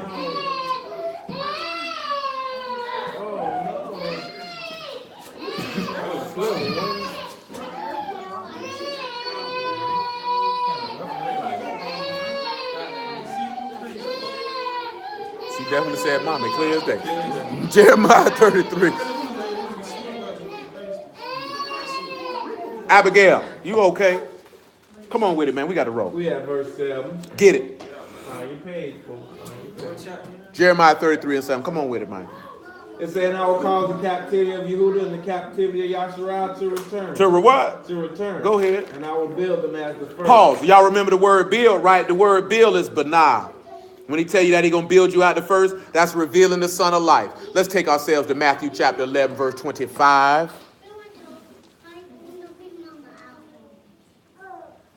Matthew 11 to 25. So when he's building you, remember I mentioned that last night, right? The John 3. Or John 2, I should say, when he say he'll build after this Revelation 11, 25. 1 Corinthians chapter 3, verse 10. You want that before Matthew? No. Matthew 11. Man. Matthew 11, 25. Come on with it, man. At that time, Yahushua answered and said, I thank thee, O Abba. Why he thank him? Yahushua Mahim and the rock. Why? Because thou hast hid these things from the wise and prudent and hast revealed them unto babes. So only those who he's building is the ones who he going to reveal this to. Go ahead. Even so, Father, for so it seemed good in thy sight. All things are delivered unto me of my Father, and no man knoweth the Son but the Father. Neither knoweth any man the Father save the Son, and he to whomsoever the Son will reveal him. Now let's go finish Isaiah 26. He said, whoever the Father revealed the Son, the Son in. Let's go. Hey, children. I don't need to hear your voice anymore. Y'all making too much noise.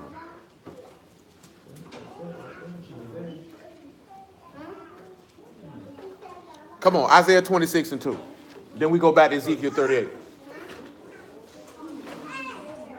So the reason why we're reading this, in order to be built in Jerusalem, the Son has to be revealed in you. You will not be building in that place if he is not revealed in you. How can we see this? Either because we see the bot, so we see that house. You know what I'm saying? But it also means son, so we see that. We see the hay, and we know is that what? That's the man with his arms out.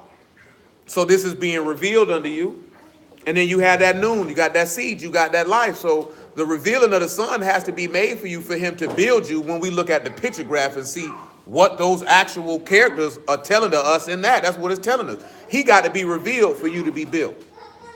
If he's not revealed in you, then you can't be built. Which is why he said, who is he that overcome the world, but he that believed that Yahushua is the son of Elohim. This is our faith. You know what I'm saying? This is what you believe. Go ahead. I will hope. Come on, man. Isaiah 26 and 2. 2, get it. Open ye the gates that the righteous nation which keepeth the truth may enter in. So open the what? Open ye the gates. That the righteous nation that hold the faith may enter into it. Go ahead. That will keep him perfect, in perfect peace, or perfect shalom. That what? Whose mind is stayed on thee. That mind is stayed on thee. Because he trusted in thee. Because he trusts in thee. Trust ye in Yahuwah forever. Trust in Yahuwah for what? For in Yahuwah. No, trust in Yahuwah for what? Forever. For 5 minutes? Forever. For a few months? Forever. For when things are smooth? Forever. Forever. For Yahuwah is everlasting. That's your strength.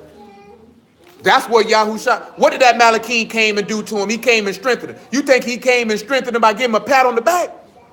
Or you think he strengthened him because he gave him words of encouragement in line with the will of Elohim? Does not that angel in Revelation 22 say, I'm of your brethren, the prophets? You know what I'm saying? He gave him strength with the word.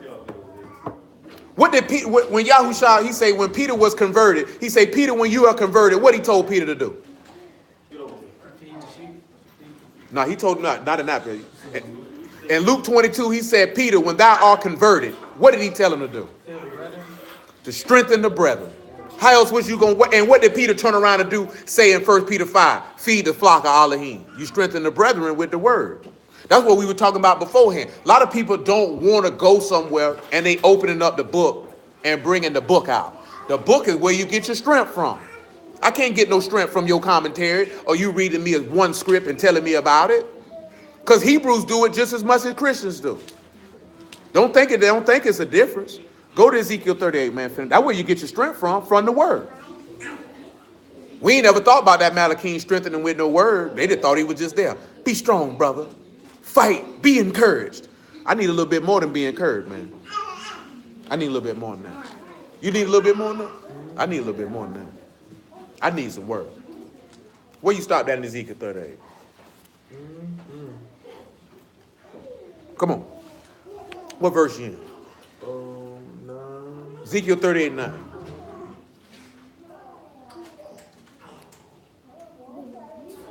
Hey, so that means, this is a real question. So, with the Malachim still being in Shamim, the word already supposed to be in there? Already supposed to be there. It's already supposed to be in them. They right there with it. But they wouldn't be able to do it with him without the word. Remember, he said he made his Malachim ministers of fire. A minister ain't nothing but a servant. He said, my word is like a fire. He said, his word like a fire shut up in my bones. I couldn't hold it. Jeremiah also said in the 23rd chapter that word was like a fire. Well, Yah said it through the mouth of Jeremiah. So, shoot, you supposed to bring that fire. You supposed to bring that word. And when they talking about us judging Malachim, Oh, yeah, you're going to get to execute a little judgment on them wicked niggas. The wicked niggas that fell from. Yeah. So the ones that's in the chains right Yeah. All of us may not do it. Some of us will. because we done overcame the world. Some of us will. They got to be judged too. Yeah. Remember, Satan don't go in the lake when the beast and false prophet go. He go later. You know what I'm saying? Yeah, he go later. He go after the fact. You know what I'm saying? We get to judge them too. They got to be judged. They got to stand before that throne and give account too. Ain't nobody exempt. Nobody's exempt. Everybody got to go stand before this man and answer for what they done. And Yahusha gonna be judging. He the one doing the judging. He already overcame his judgment when he resurrected from the dead. That's what gave him the ability and authority to judge, as he said in John 5. And that's why we gotta have a word like the Malachim to be able to judge. Yeah, if you don't know the word, how can you judge? Yeah. See, everybody look at judging as saying, this nigga's a sinner, you going to hell. Judging is knowing what is just and right in the eyesight of Yahuwah in every situation. You're going to judge it according to the word and not your own personal feelings, thoughts, or emotions. And that's why people will not like you. This is why he said, don't judge according to appearance, judge righteous judgment. Judge according to what the words say. You know what I'm saying? And that's why he told you don't have respect of persons in judgment. Because people will judge according to, that's my homeboy. That's my wife. That's why people won't like you when you actually stand for the word. Because they don't like Yah. He said they abhor my judgments. They hate them. So when you bring them, guess what's going to happen to you? They're going to hate you. Because they hate him. Remember, he said, he that despiseth despise not man, but Elohim, because he's given us his Ruach HaKadosh. That's what they hate. They don't have a problem with you. They have a problem with Yah. I told you that numerous times. They ain't got no problem with you.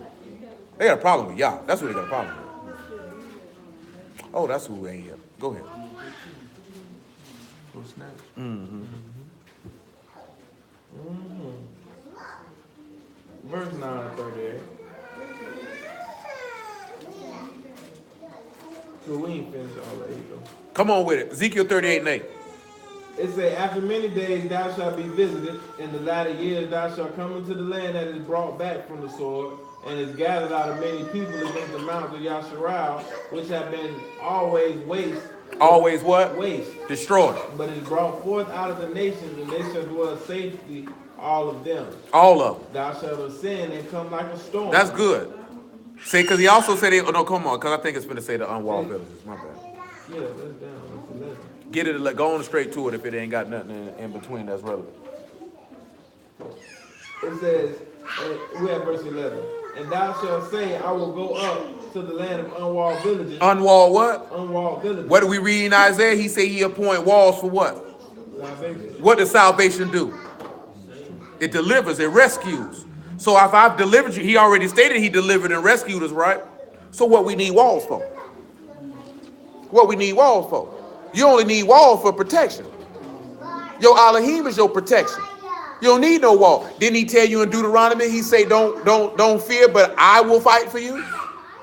And that's pretty much what's going on right here. You ain't got to do nothing. I'm finna fight for you. And remember, we've been in the land for 1,000 years with a Mashiach. See, this is what I would tell you. This is what the Jewish people say. This is the scripture that was fulfilled when they came in the land made 1948. But it said this was a land of unwalled villages. You niggas got nuclear weapons. So that ain't you. Sorry. You know what I'm saying? What you want me to say? Yeah, that ain't you. That hasn't happened yet. That's not going to happen till after Hamashiach has been here. That's when that happens. Well, we already know we done went through that before. Because that's leading you in. The end of Ezekiel is showing you a vision of New Jerusalem. You know what I'm saying? Because guess who remembers how Ezekiel ends? The 48th chapter and the 31st verse. Who remember how it ends? It said the name of the city is Yahuwah is there. Do you know what I'm saying? That's how it ends. That's telling you about the kingdom.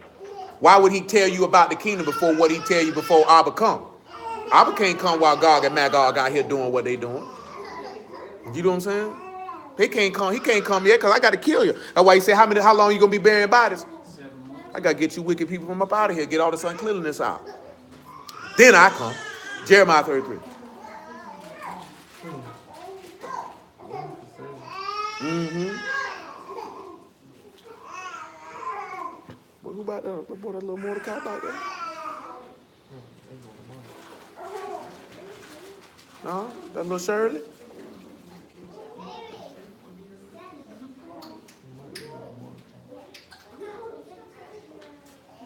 $33. 33. Come on with it, man.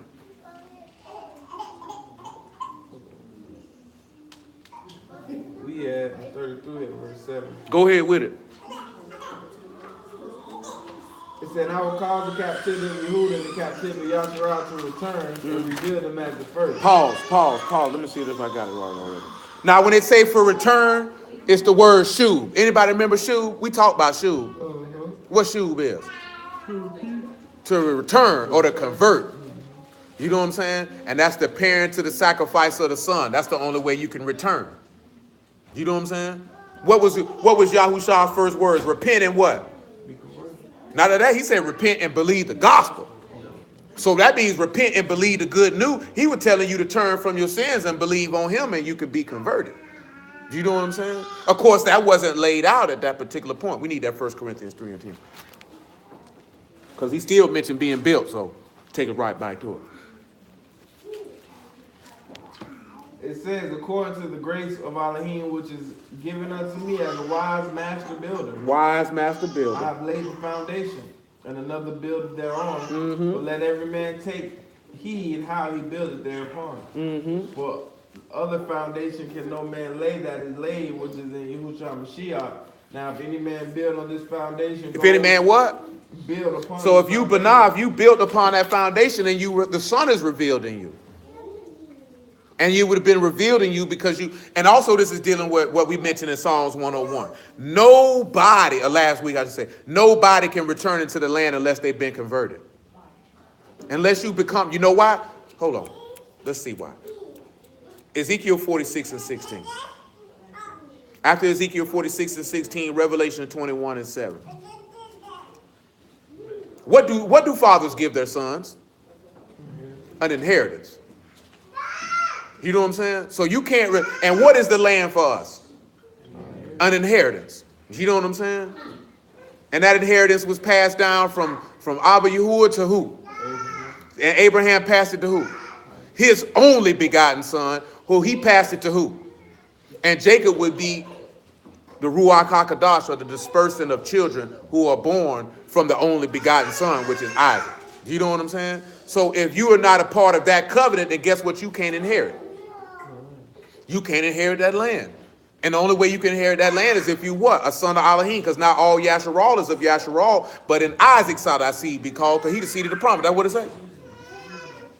That's what we got to do then. That means we got to turn. We have to be changed. Continue. Isaiah 46. Ezekiel 46 Ezekiel 46. and 16. Okay. It says, thus says Yahuwah Elohim is the prince. If the who? The prince. Mm-hmm. Give him a gift. Give a who? A gift. What's a gift? What's a gift the prince could give?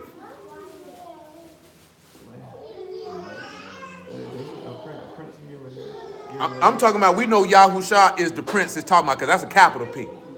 So what's the gifts that the prince can give? Wisdom, understanding. What's the gift the prince can give? Prophecy, judgment. What's the gift the prince can give? Mercy ain't a gift. Y'all should know the gifts. We talked about it. Speaking in tongues. No, that's fruits. Speaking in tongues is a gift. Wisdom is a gift. Faith is a gift. You know what I'm saying? He told you governments and diversity of operations was gift. He told you being an apostle, a prophet, or a pastor was a gift. But most importantly, he gave you the gift of eternal life. You know what I'm saying? Right or wrong? That's what it say? Now look at it, right? Read what he say, right? Go ahead. So we're going to look at that gift in this instance of him giving you eternal life. Because you ain't even finna get in this inheritance without that. Come on.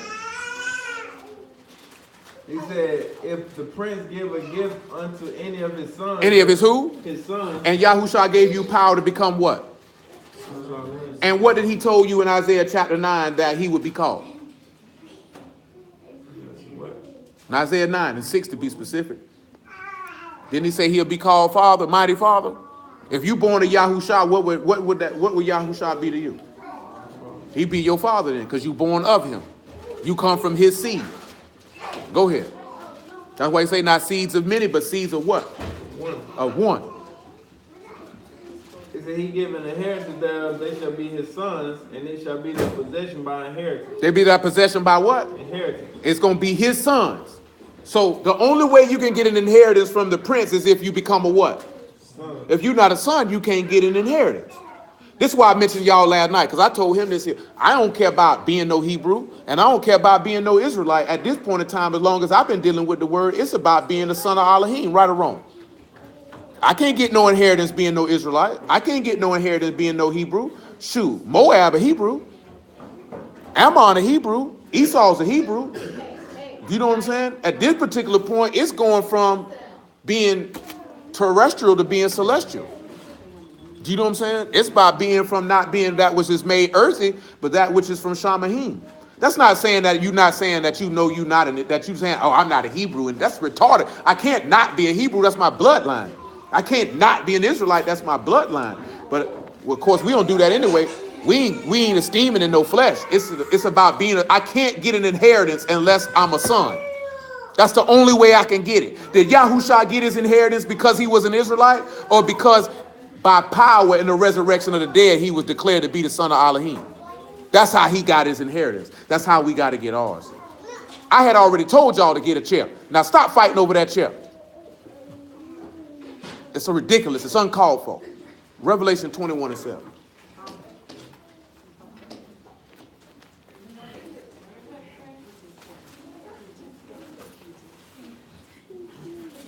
And let's see what he said in Revelation 21:7. We don't need to read verse 8. Just verse 7. Listen, he that overcometh. He that what? That overcometh shall inherit all things. Why? And I will be his Elohim, and he shall be my son. Did you notice he didn't say that they'll be his servant? They said he'd be his what? Son. Because you overdid, you what? You, and who is he that overcome the world but he that believes that Yahushua is the son of Elohim? Right or wrong? That's what it say, right? So if you overcome, you can inherit and become his what? His son. Because at the end of the day, what does Yah want? He wants sons and daughters. And what did we read last night in Judges, right? All of them resemble the children of what? Of a king. So if you resemble the child of a king, that means you move in the likeness of that king. That's what come in, what you were talking about. The mercy, the long suffering, the gentleness, the goodness, the faith, the self-control. Because y'all got self-control. You know what I'm saying? A lot of people don't like to look at the fact y'all got self-control. How many times that man was ready to kill everybody and say, you know what? I ain't going to do it. I ain't going to do it. I ain't going to do it. I ain't going to do it. I should do it, but I ain't going to do it. I want to do it. They got me mad. I ain't going to do it. This is about being looking like, see, nobody don't want to talk. Remember we were talking about the doctrine stuff with Yahushua. We were looking at them letters he wrote with Paul. That's why we look at all this stuff and it come back full circle and you see it. It's about becoming like him. Come on with it, man. Back to Jeremiah 33.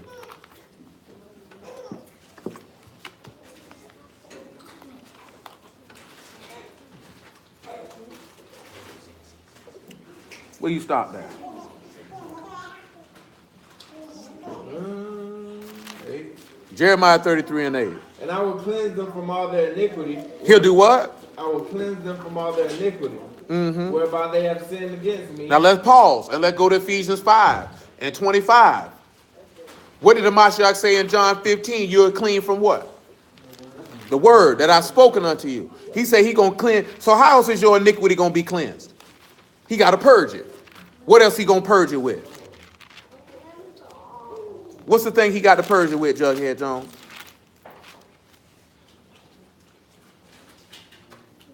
You don't know what he got to purge your sin with?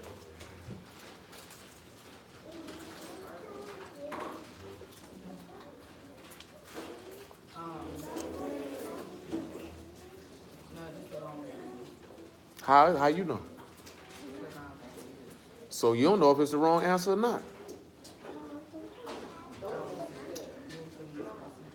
No, you're going to answer this question now. Or we're going to make you change your diaper. No. You won't get the pass go on to your husband. No, you're going to have to, you got to answer this question or you got to change the next 5 diapers in a row. Poop diapers though, no urine, all poop.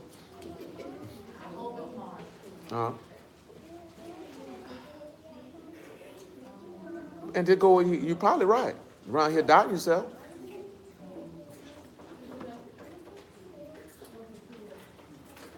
You already got an answer. Go ahead, throw it out there. Huh? Oh, you go, but I didn't ask you what you wanted to do.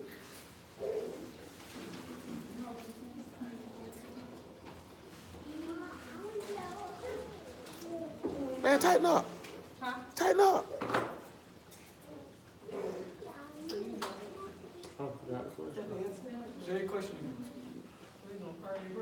How you gonna cleanse your iniquities? What are you gonna cleanse with? Oh. There you go. Golly, nigga. Yeah, blood. Hey, nigga. I'm scared to be wrong, nigga. This ain't 5th grade. Everybody gonna look at you, Leisha, stupid. Ain't nobody gonna do that.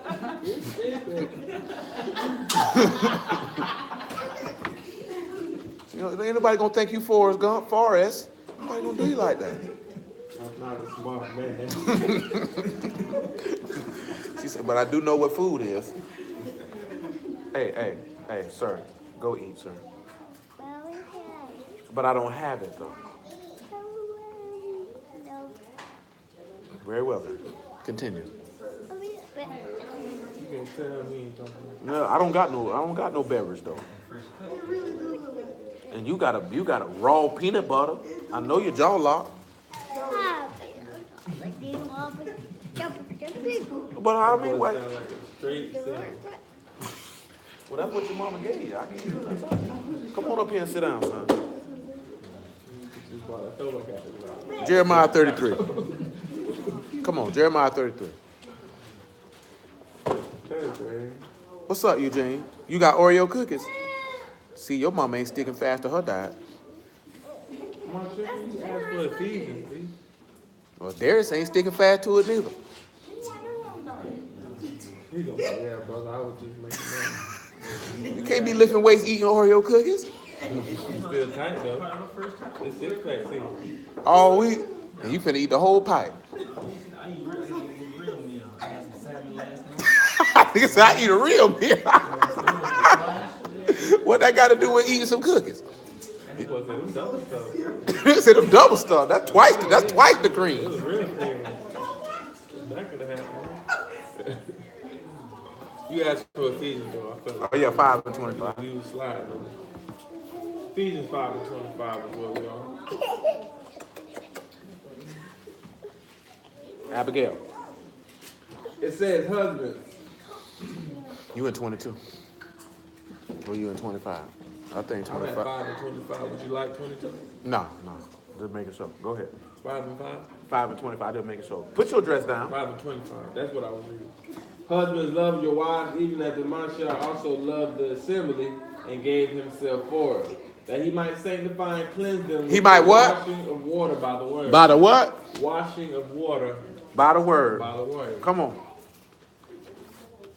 It says that he might present it to himself an esteemed assembly, not having spot, wrinkle, or any such thing, but that it should be kadosh. So he gonna cleanse you. It's two things he gonna cleanse. Now she mentioned blood. What's the other thing that'll cleanse you? The water. But what's the other thing? Well, water representative of what? The ruach. So now you can see to a certain extent why he took them through that Red Sea. That was a symbol. I gotta cleanse you. I'll wash you of your iniquity. That's why, what did Yahushua son of Nun say? Leave that stuff on the other side of the flood. That's why if you've been immersed in the Mashiach, you've been made a what? A new creature. Old thing passed away. You're supposed to left that stuff on the other side of the flood. You know what I'm saying? Ain't got no business going back. You know what happened to Lot's wife when she went back? She got turned into sulfur. That's what's going to happen to a lot of people. They're going to burn in hell because they keep looking back. My friends back there. My family back there. You know what I'm saying? I seen a whole bunch of videos what the little dude got killed down south. I seen niggas, they were like, oh, he ain't dead for real. That nigga gone. You know what I'm saying? Look at his last music video. He was at his own funeral. I ain't never heard none of the nigga music. You know what I'm saying? Nor do I care to. But it's just the stuff that people look at. Because people don't like to look at death. And then you know what the first thing I seen Bruce doing when he died? That's good for that devil. Now, don't get me wrong. The nigga was wicked, clearly. You know what I'm saying? But, boy, you around here, like I told y'all, though. He said, think he a sinner above all sinners? He said, nay. Except you repent, you shall likewise perish. That's how a lot of Brews feel. That's what Cole was talking about today. Because that's how Brews feel. Everybody going to hell. Shoot, you going with them. You going with them. You don't want to go with them. You don't want to go with them, boy. It ain't worth it. You know what I'm saying? What people got going on that's outside of this word, that temporary pleasure you gonna feel, it ain't worth it. It ain't worth it. Not if you don't believe the book, it don't matter. But if you believe the word, it ain't worth it. It ain't. You know what I'm saying? Because guess what happens? You know, all emotions and pleasure is fleeting. It's just for that moment. And then it subsides. And one or two things is gonna happen. You're gonna feel guilty and feel horrible, and you either not gonna do it again, or you're going to feel like screw it and you're going to do it again, or you're going to keep chasing that pleasure and never be able to fulfill it. That's why sometimes you got a lot of people, they get high Because they chasing a feeling from a high that they'll never catch again. I think weed would probably be the only drug that ain't the case. A lot of people smoke crack and they chasing that first high that they had when they started smoking crack. Some people chasing that first high they got when they shot up heroin for the first time. Some of them chasing that high they caught the first time they snorted. You know what I'm saying? They never get it. Some women turn into whores because they chasing that feeling that somebody gave them sexually and they chasing it and they never catch it. I'm telling you, boy, chasing feelings ain't what it do. You're better off chasing the lamb.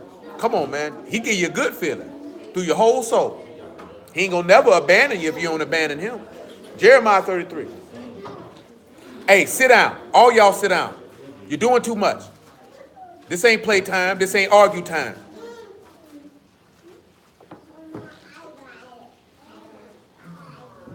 Jeremiah 33. Where you at, man? Because I got to switch this over to Ezekiel 36 in a minute.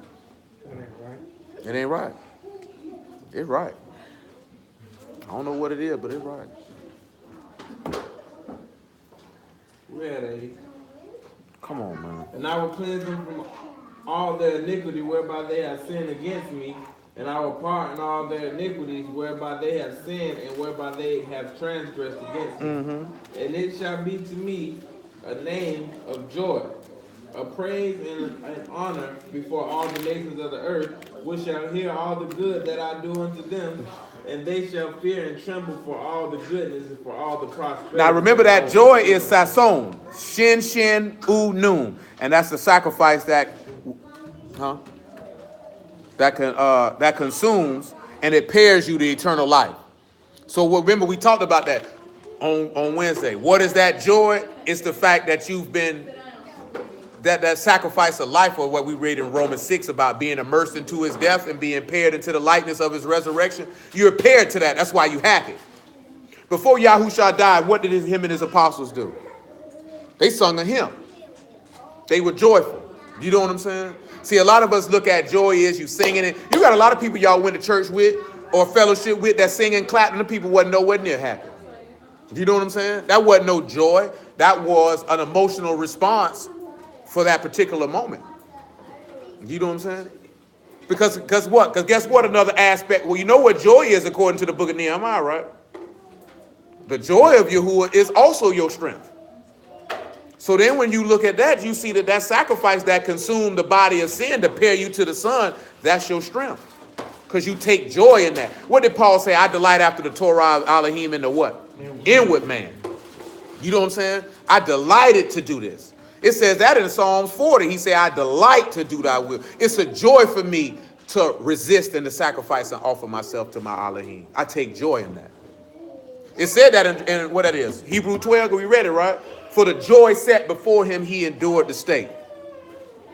See, we don't look at that sacrificing and giving ourselves up. We don't come with that with joy. Do you know what I'm saying?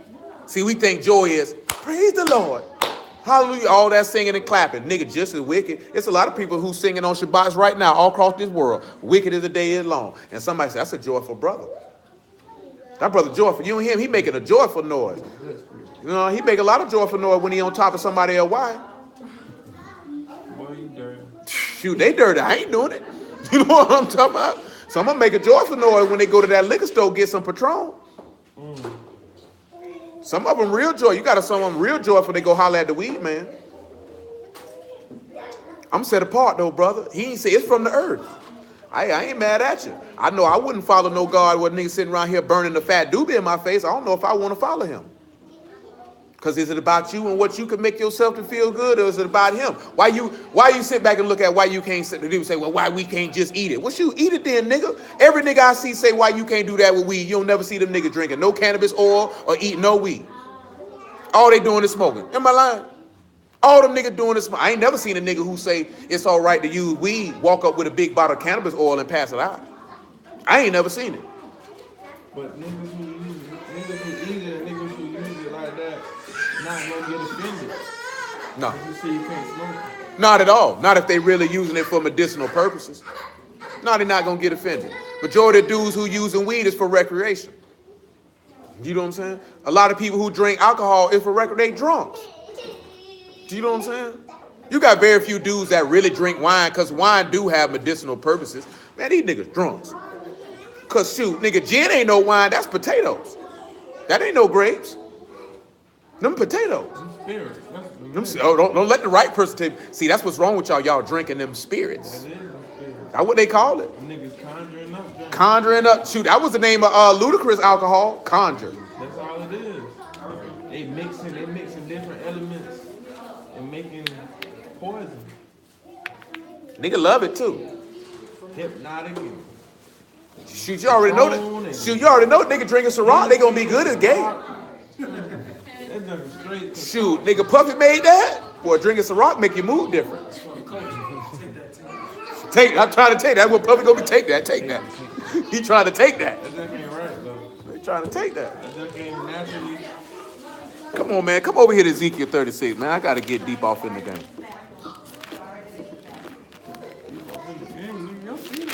My feet ain't up. I got bad legs. Oh, it's that deep. Ezekiel 36, man. Ezekiel 36 and 21. I got to tie it back in as far as that joy, because we got to get to the full restoration. 36 and 21. Listen what he say. It say, but I had pity for my Kadash name. He had pity. Which the house of Yasharai had. Matter of fact, no, drop that. I ain't got time for all that. Go on ahead to 30. It said, I'll multiply the fruit of the tree. Multiply the what? The fruit of the tree. Uh-huh. The increase of thy field. That ye shall receive no more reproach. No more reproach. Of famine among the heathen. No more famine. Then shall ye remember your own evil ways and your doings. Paul, now that word, hold on, my bad. That word for famine is ra'ah. You know what he told you about a famine in the word? I just gave it away. What he told you about a famine in the word? In Amos, that there'll be a famine in the land, not for bread, but for the word of Elohim. Now he telling you he bringing you back into this place and it won't be no more famine in it. Now the word characters for that is, we let Stanley come up with it. You got a Rosh, a Ayin, and a Bat. What you gonna come up with for that?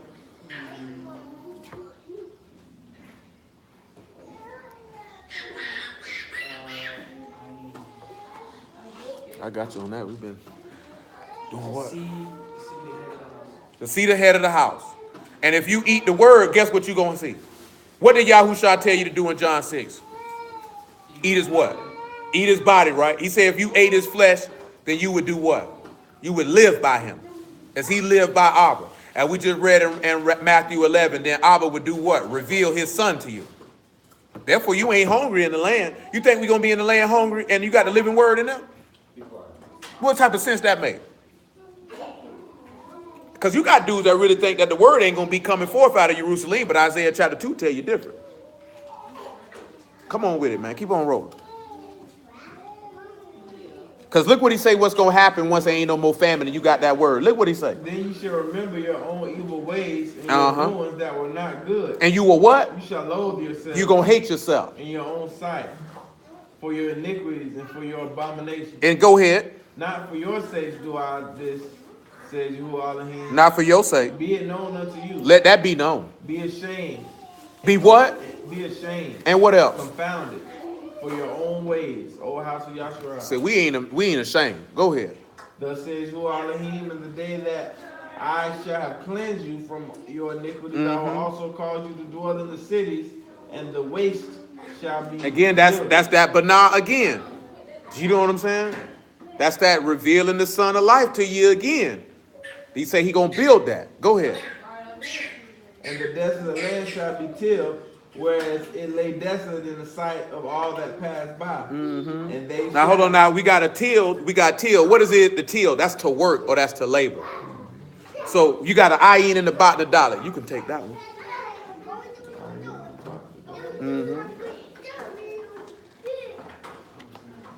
The ayin, the bot, and the dollar. I would say to be, what's the word? Abad, tilled. To do the word. To do the word. Or to experience the sun to get into the house. And you got that, because guess what you got to do to get into the house? You got to do the work, right? So the only way you can do the work is if you experience him. Once you experience the Son, then you can enter into the door. You know what I'm saying? How do you experience the Son? But like it says in Romans 13 and 14, put you on Yahushua HaMashiach and make no provisions for the flesh to fulfill the lust thereof. Put him on.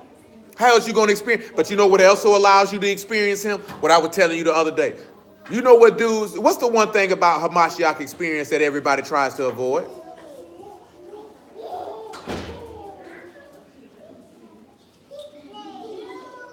Go and give him once again. I can't even remember what he said. But you know the one thing that everybody try to avoid? His sufferings.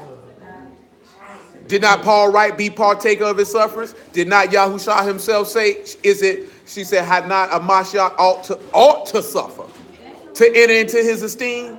So in order for you to experience, to do the work, to experience the Son, to enter into the house, you have to experience his sufferings. Because that was the work. He said, I finished the what? The work you gave me to do. He was on the tree. He said, it's what? It's what? It's finished. I've suffered for your name's sake. His suffering, see, it was not just the killing. It was the lying on him. It was the false witnesses on him.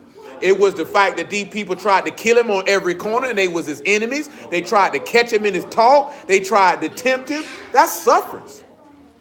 People separated themselves from him. They told him he was a city cast out devils by Beelzebub. You know what I'm saying? This is what they did to the man. See, people don't want to take that. You know everybody believe if you of Christ, everybody gonna love you. Nigga, where? Where have you opened up this book where every man of Elohim was loved and everybody who they came in contact with? Because they certainly weren't. You know what I'm saying? Everybody loves Jesus. Everybody loved Jesus. That's how they do it. That's how Hebrews do it too. But that's what he was saying in the thing. Once you start doing that, you're going to start Being hated. But he was saying you're going to start. Yeah, he said doors gonna open up for you. Don't you realize if you literally put on a Mashiach 99.9% of the time, doors gonna be slammed on you?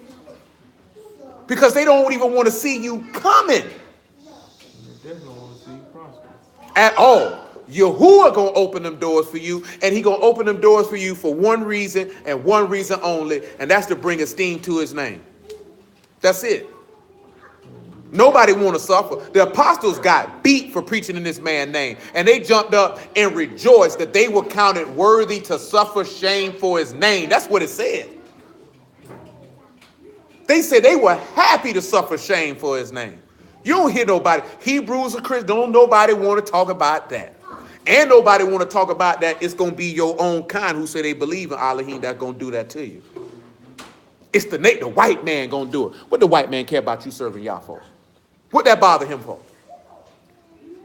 Let's just be honest. What he care for? They say they Hebrews. Ooh, I'm still finna go to war across seas. We still finna let these punks marry. We still finna get the cocaine from Colombia and put it on the street. It ain't going to be till they gotta serve the beast. Yeah. And then that's conflicting with the beast. Yeah. Until the time for you to do what they want you to do and you say you can't do it. Because of y'all. That's when you a problem. But then it ain't just because of that. You bearing witness of Yahushua, which flies in the face of this nigga who over here who say he God. Now you a problem. They don't care nothing about you being no Hebrew. That don't affect them people at all. Them people laughing at you. Not because you saying you a Hebrew, because you think they were. What do the Hebrew niggas say? That's the secret. That's the biggest secret in the world. Man, them people don't care about that. They don't care. Let's just be honest. How does that affect their bottom line? It don't.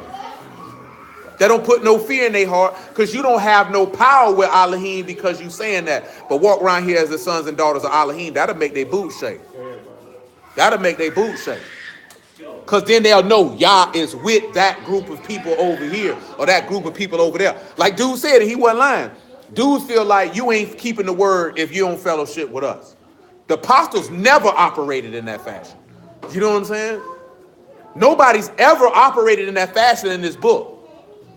Now, they might have been doing their work in their part of the vineyard where they were working at, but they didn't preclude themselves from hollering at other people who served Yah. They didn't preclude themselves from, hey, just letting you know we over here, you boy need son, boy, we got you.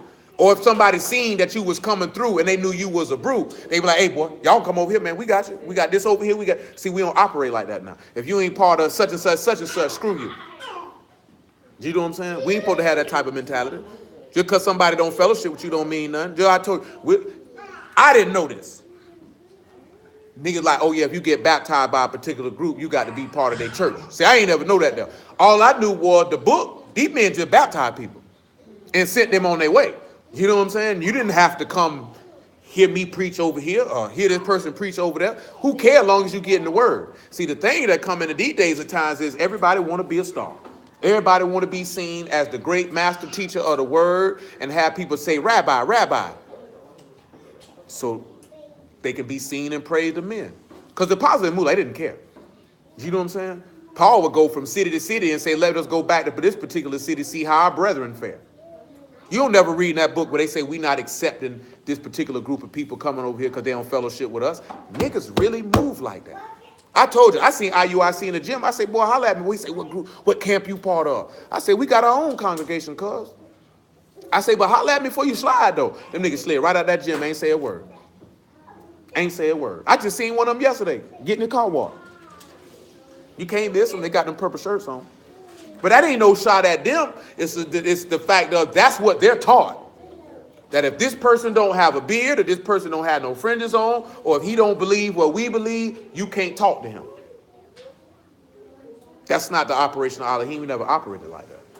You know what I'm saying? Y'all can talk to whoever you want to talk to. Y'all remember telling, you got dudes that tell people they can't hear the word from nobody but them. I done told, well, you probably not recently, but y'all can hear the word from whoever you want to hear from. You just better make sure they know what they're talking about.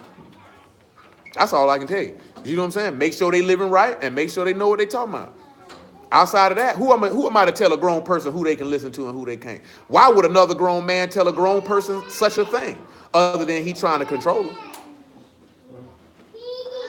You know what I'm saying? Because I don't see it as a competition.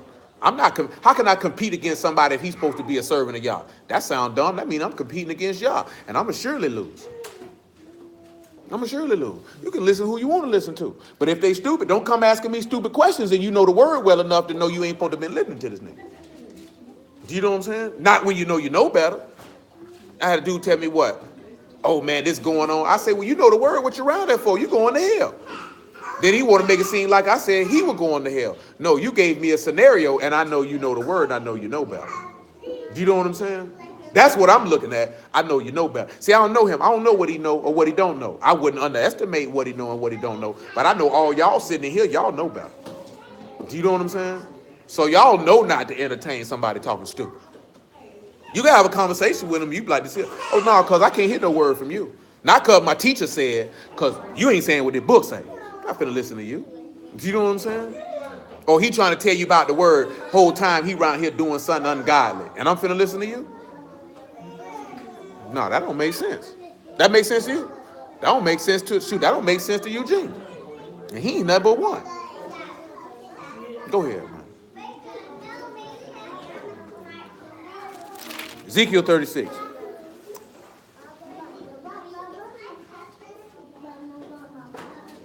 You in verse what?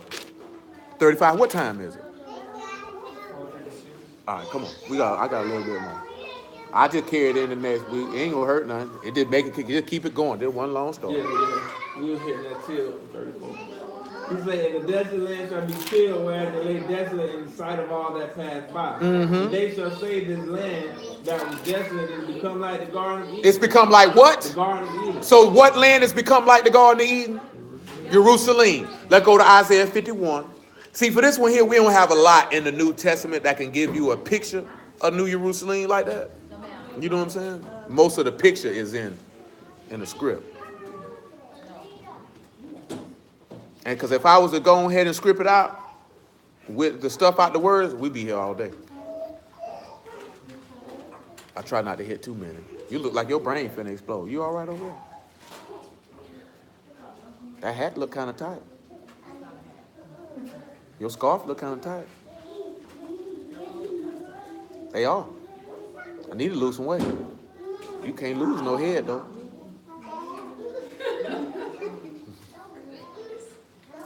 Isaiah 51. 51 and 3. It says, for Yahuwah shall comfort Zion. He will comfort all her waste places. He'll see that there. He do what? Comfort. So all the places he destroyed, he gonna comfort them. Remember what Yahushua said? Blessed are those who mourn because they'll be comforted. Because we didn't go through Lamentations in great detail. They were mourning because of the destruction of Jerusalem. So I'm going to comfort them that mourn. Go ahead. And he will make her wilderness like Eden. Make her wilderness like what? Like Eden. So he going to make New Jerusalem like what? Eden. What was in the Garden of Eden? The tree. The trees, right? And what else was in the Garden of Eden? The river. The waters. So you have to realize, and what was the Garden of Eden described as? The paradise of Elohim. What did Hamashiach tell that man when they was on that tree? In paradise. That's what he said, right? Revelation 2 and 3. So the reason why we looking at it is you got to realize what was stopped. Basically, we talked about this before, right? What he put before the tree of life, a flaming sword. Kicked them out the garden. He actually said, I ain't actually get to it, right? No, I'm sorry. We actually been. The word for garden is gone. It's Gamal and Noon. So when you look at the garden, he said he's going to make it like this here. You can look at what? You got foot, you got messenger for Gamal, and what else? Travel. So we already know it's simply messenger. You know what I'm saying? And it's the messenger of life. You know what I'm saying? Because that's what was supposed to be in the garden anyway. That was the message that, like we heard the brother today say, Yah didn't make our bodies to die. That's a lie. That's a lie. That's not according to the script. All us in this room are supposed to already know that. Did he make Adam to live forever? No.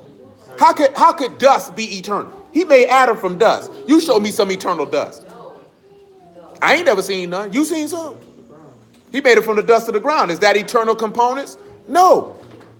So Adam, but we've always been told that Adam was made to live forever from the fact that say, if you do this, you shall surely die. That man would die anyway. He would die anyway. What they missing is he would tell them, if you eat this tree, you will surely die. Therefore, you can't have the opportunity to eat from this tree and live forever. Because he said, can't let him get to the tree of life, lest he what? Live forever. Now this man gonna live forever being wicked, and he gonna be like us. He got knowledge of good and evil, which he can't refrain from, and he can live forever. Oh no, I can't let you get hold of that, cuz. It was the fact that he ate from the tree, he'd live forever. Sure would. If he'd have got eaten from the tree of life, he'd have lived forever. He'd have lived forever. But he chose not to. Do you know what I'm saying? And that's the same thing we looking at now. You can eat from the knowledge of good and evil, or you can eat from the tree of life and live forever. Choice yours. Choice is yours. But see, we all been told that, right? Everybody been told Adam was made to live forever. Book don't never tell you that. Especially what Paul broke down in 1 Corinthians 15. That clear day that wasn't the intent. He said the first Adam was made what? Earthy. Second Adam made from heaven. So that means that's telling you right now. He say one is greater in esteem than the other. The first Adam was to be esteemed. The second Adam to be esteemed greater because he was made of greater components. And then we don't even sit back and look at the fact he was made from dust. So if he made him from dust, he never made him with the intent to live forever. That was never the intent. How he gonna slay the lamb from the foundation of the world and then intend for him to live forever? That don't make sense. But we don't examine the script like that. We look at it, we have our preconceived notions, our presuppositions on what it say because somebody told us that, and don't really look at it and see what it say. And then at the same time, dudes be like, we need to read. You ever heard what he said? Like, people need to read for themselves and not go off what other people say. You should read for yourself. You better know what you read. You better understand what you read. But guess what, though? What did that Ethiopian eunuch say to Philip? When Philip said, you understand what you read? And what that Ethiopian said? No, he said, how can I accept some man guide me? See, that's where our problem come in at is, we don't feel like, now you're supposed to be like the men in Thessalonica. Search the scriptures daily to see if them things are so. You know what I'm talking about? At the same token, a lot of our forefathers during those times didn't have that pride that we got now to trust a man, to guide them, to teach them the word, and then examine the word later to see if what he taught them was correct. That's what you're supposed to do. You're supposed to get a man to teach you the word and then make sure that nigga know what he talking about. Period. I heard a brother say this other day, and that ain't no lie. There's a problem if the person who teach you the word will not allow you to ask questions. Because there's a lot of dudes that teach the word that will not allow you to ask questions. Not necessarily ask questions during class or service or sermon, whatever they call it, but they can't ask no questions, period. You know what I'm saying? Or if they do ask questions, they belittle people or they withhold information or baby feed people information. That's a problem. Because guess what? The book tell you about people at the apostles ask questions. We don't understand. What does this mean? A man who teach the word job is to cause you to understand the reading. Do you know what I'm saying? So if I haven't, after Mashiach broke that down in Matthew 13, what did he say?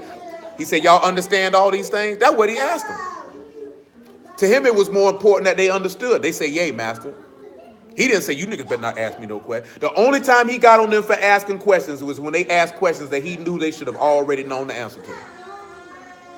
Remember when they asked him, what does this parable mean? He said, you without understanding too? You know why he did that? Because I hold you to a higher standard than that. I know you know better than that. And I'm not going to allow you to stand here and be mediocre and ask me something that I know you know. Because you've been walking with me all this time. I've been teaching you this and showing you that. And you're going to ask me that? That was in Mark 7 or Matthew 15 when he said, you know, it's not that what defiles a man, but what come out of him. He said, you without understanding too? He still told him. You know what I'm saying? He still told them, but he would let them know. I expect more from you than that. Hey, y'all be quiet. Be quiet. This is not playtime. You ain't talking about nothing of any importance. You just want some snacks. Get some snacks later. Keep on going. Man. See? He let me know. They all like snacks. Everybody likes snacks. Revelation 2 and 3, not them new age snacks though. Regular snacks, cookies and cakes, potato chips.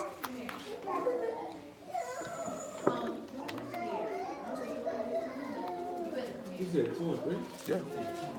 It has borne and has patience, and for my name's sake has labored and has not fainted. See how you see that you done labored? You done experienced the sun. You didn't fall out. Go ahead. Nevertheless, I have somewhat against thee, because thou hast left thy first love. You left your first love. Remember therefore from whence thou art fallen, and repent and do the first work. Do the first works. Or else I will come unto thee quickly, and I will remove thy candlestick out of this place. Go ahead. Except thou repent. Go ahead. But this thou hast, and thou hatest the deed of Nicolaitans, which I also hate. I hate it too. He that has an ear, let him hear what the Ruach says unto the assembly. What'd he say? To him that overcometh. To him that what? That overcometh, I will give him to eat of the tree of life. Which is the what? In the midst of the paradise of Elohim. That's what he gonna cause you. If you overcome it, if you overcome, you a son. What was Adam described as? The son of Elohim. And he could have ate from the tree of life, which was in the midst of it. We know that in the law. He chose not to. When you overcome, he will allow you to get what Adam couldn't get to. You know what I'm saying? That's what he gonna make it. Remember, he tell you this here. Revelation 22 and 1 tell you how the tree is in the middle. Ezekiel 47 tell you about the tree. And it say it give its fruit in what? In its seasons. 12 manner of fruit too. 12 manner of fruit. And see, we didn't get to this. See, and that takes us back to them date palms that we got to finish in Exodus 15, because we'll probably carry these trees over. Dealing what's y'all willing, that's what we actually gonna do. Is next week, we gonna look at the things that are actually going to be in the garden. You know what I'm saying? Which is gonna force us to have to look at the things in the law, and so we can finish Exodus 15, where he said that they came by these date palms and they had this water by these date palms. Well, not date palm, say just tree, but it describes it as a date palm tree. You know what I'm saying? Because you got to realize that Jerusalem is going to be like the Garden of Eden. This is the pair. And what was in the Garden of Eden? Death wasn't supposed to be there. That wasn't the intent. See, that what happened when you don't sit down. See, you almost caught a table to your face. That what happened. Come on back to Ezekiel 36. Finish that verse, because that's the last verse I want. He called him Morty. That's a real. Why? Hey, that's Jewish people talking. That's how Jewish people come. Morty. Little Morty. Morty. Say that's Morty fishing bomb. 36 to 35. Morty fishing bomb. Hey.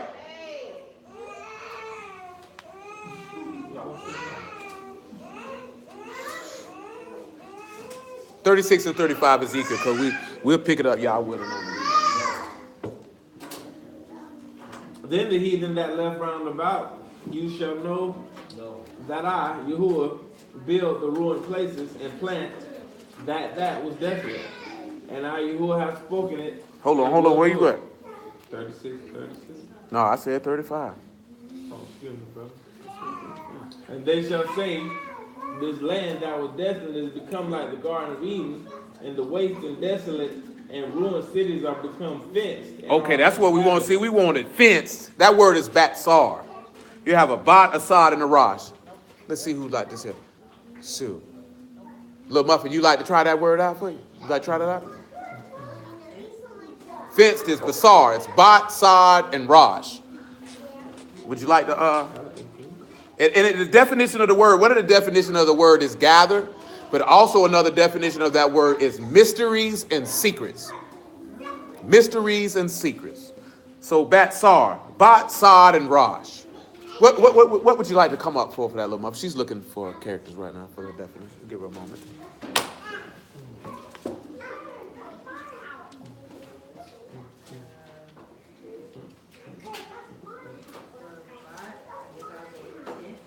You go with tent?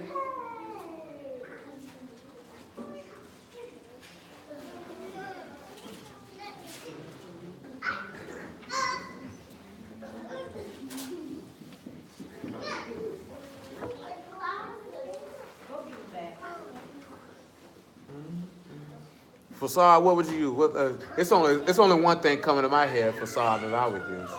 Yes, sir. And that would be correct. Yes, ma'am. And Ross.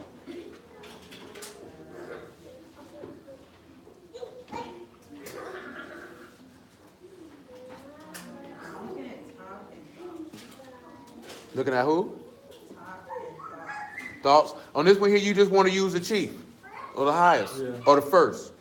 So it's the way of the first to get you in the house. What is the way of the first? Remember, this is fenced, right? Because he said he would make it what? They would become fenced cities and inhabited. So, and then it also means mysteries or secrets. Remember how we just read in Matthew 11, he said he revealed that son? So now, let's see what I want, man. We know that the gospel of Yahushua was a mystery, kept secret from the foundation of the world. Romans 16 and 24. So when you have that mystery, or you have the way of the first, or the way of the chief to get you in the house, this is how you're able to be fenced in or inhabited, or to literally be gathered. Because that's what that word is going to say. You're going to be gathered. You know what I'm saying? So the only way you can be gathered is that you walking in the way of Yahushua. It gets you in the house. So what is the way of Yahushua? It's the gospel, or the good news, or the basar, which we described before. You know what I'm saying? Because that's what you, because when I just said that, I remember. No, you wasn't late. You was actually on time. Well, not too far on time. Because the lady asked, what is the gospel? The word gospel does not exist in the Hebrew scripture. It's basar. Means good tidings. You know what I'm saying? Good news. Good news, I told you before. If you've been lying and stealing, and I show you the law, and the law say you ought to die, that's not good news for you. Because it says that I ought to be stoned. That's not good news for me. Telling somebody you got to do, said knowing you an Israelite is good news. That's not good news. Another individual say us ruling was the good news. That's not good news. That's not good news. Because who's to say you gonna rule? Who's to say you gonna rule? That's not good news. That's not an impetus for me to repent and return, like we dealt with before with that shoe. That's not an impetus for me to do that. But when you come and tell me that when I was yet without strength, that Hamashiach died for the ungodly, and that the fact that how we just sat back and looked at it, I will cleanse you from your iniquities. And how am I cleansed from my iniquities? Because the son of Elohim overcame, and therefore I believe on him. Well, what am I believing on? And then I show you his sufferings. And then I show you his death. Then I show you his resurrection. And the goodness and mercy that come forth because of that, that's good news. And if a man believe it, he ought to change his life. That's the good news. Put on them clean shoes. Because with that good news mean your sins are blotted out. Get the who? Because that is standard Israelite conversation. The nations are going, like we read about the nations going into captivity and us ruling Ruling. Jerusalem, taking Jerusalem back from the heathen. You know what I'm saying? That's what they focus on. That's what they, and that's not the gospel.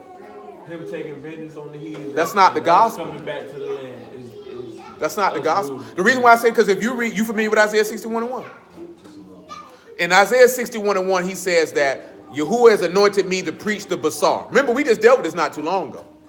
He said to bring glad tidings to the meek, to free the captives, and to let them out of the prison. Matter of fact, I'll just read it because I'm already there. I'm already there. Now, I'm going to ask y'all this here. This sound like good news to y'all. We just read it, see if it sound like good news to y'all. It says, the Ruach of Yahuwah Elohim is upon me, because Yahuwah have anointed me to preach good tidings unto the meek. He sent me to bind up the brokenhearted. To proclaim liberty to the captives and opening of the prison to them that are bound. So when he say free the captives, or to proclaim liberty, he telling you what? He that commits sin is the servant of sin.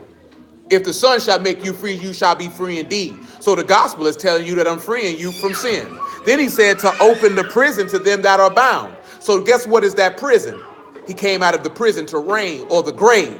So now I'm opening the grave that you can be resurrected from the dead. Now he said, I'm going to bind or heal up the brokenhearted. Why are you brokenhearted? Because this law has condemned you and now you weeping, like we mentioned in Nehemiah. But now there's hope for you. That's the gospel. Not we ruling. Not we Israelites. Not the law, statutes, and commandment. Those are the words of an unlearned man. They do say to proclaim the year of Yahuwah and that vengeance. And the vengeance and to come for all them that mourn, and to point, but then that's the bringing you back. See, but before you could do that there, though, he said to appoint unto them that mourn in Zion. But listen to this here, right? To give them the beauty for ashes, the oil of joy for mourning, the garment of praise for the ruach of heaviness, that they might be called the trees of righteousness and the planting of Yahuwah, that he might be esteemed, which we're going to deal with that, y'all, with next week, because you heard the plant, he read it in verse 36. You know what I'm saying? And the word for plant, I can tell you that now, it's natah, it's a noon tet, and the ayin. You know what I'm saying? It's all about the healing. It's all about the healing, and it's all about also, and the main key point of what I did mention with the gospel, or what he just mentioned here, what we read in verse 3, the giving of the Ruach HaKadosh. That's the good news. That's the good news. It's the Ruach. That's the good news. You have forgiveness of sins and eternal life, and a right to not just rule in the kingdom, but to dwell with Yahuwah. That's why I mentioned y'all, what does the end of Ezekiel 48 and 31 say? Yahuwah is there. He said, I will plant my tabernacle in the midst of them, and I will dwell with them, and I will be their Elohim, and they shall be my people, and I will wipe away all tears from their eyes, and there'll be no more death and no more pain. That's the gospel. That's the good news. You know why that's good news? Because you'll wait for it.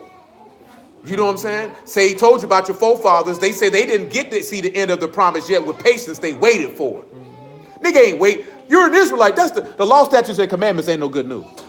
Everybody in here a sinner. At one point in time in their life. Ain't no good news. Ain't no hope in that. Ain't no salvation in that. So how am I be saved? I'm condemned. What did they say when Peter dropped that word on him? He ain't say nothing to them about no law, statutes, and commandment. He preached Yahushua to them in the resurrection of the dead. And they were pricked in their heart. And they say, men and brethren, what shall we do? He say, repent and be baptized in the name of Yahushua HaMashiach for the remission of sins. And you'll receive the gift of the Ruach HaKadosh. That's what he told them. He ain't say nothing about keep the laws, brother. We gonna rule. He didn't say that. He didn't say that. You know what I'm saying? That is the actual apostles' doctrine. That is what Yahushua sent them and told them to teach. Preach me. Because when you preach me, you preach freedom. When you preach me, you preach everlasting life. When you preach me, you preach remission of sins. When you preach me, you esteem Abba and Shamahim. That's what dudes be missing. I mean, you got people who teaching the word that have no business teaching it. Period. You know what I'm saying? Period. At all. I don't have no problem telling nigga that, because you don't know what you're talking about. Didn't the master do that? He said, you do err, not knowing the scriptures, nor the power of Elohim. I have no problem telling nigga that. Nigga he arrogant. He think he's son. I don't think I'm nothing. I didn't know you don't know what you're talking about. I have no problem telling you know what you're talking about. You need to get you somebody to teach it to you. I ain't telling you got to get it from me, but you need to holler at somebody. See, most of the time when people hear you say that, they really thinking that you telling them you need to come learn from me. You know what I'm saying? Oh no, you ain't got to learn from me. You need to go learn from somebody. You need to go talk to somebody. You need to talk to somebody who know what they're talking about, because you don't know what you're talking about. And I wouldn't let you take me to hell. I done told y'all this before. I wouldn't let these niggas teach me how to make a peanut butter and jelly sandwich. Shoot, they don't know what they talking about. Straight up and down. Would any of you women in here, would you let a woman who couldn't cook teach you how to make a dish? You, Ryan, would you let a nigga who can't rap teach you how to rap? I ain't think so. You let somebody who don't cut grass teach you how to landscape? Just because he looked like he could do it? You know what they tell you in the world, fake it till you make it. That's how you go to hell.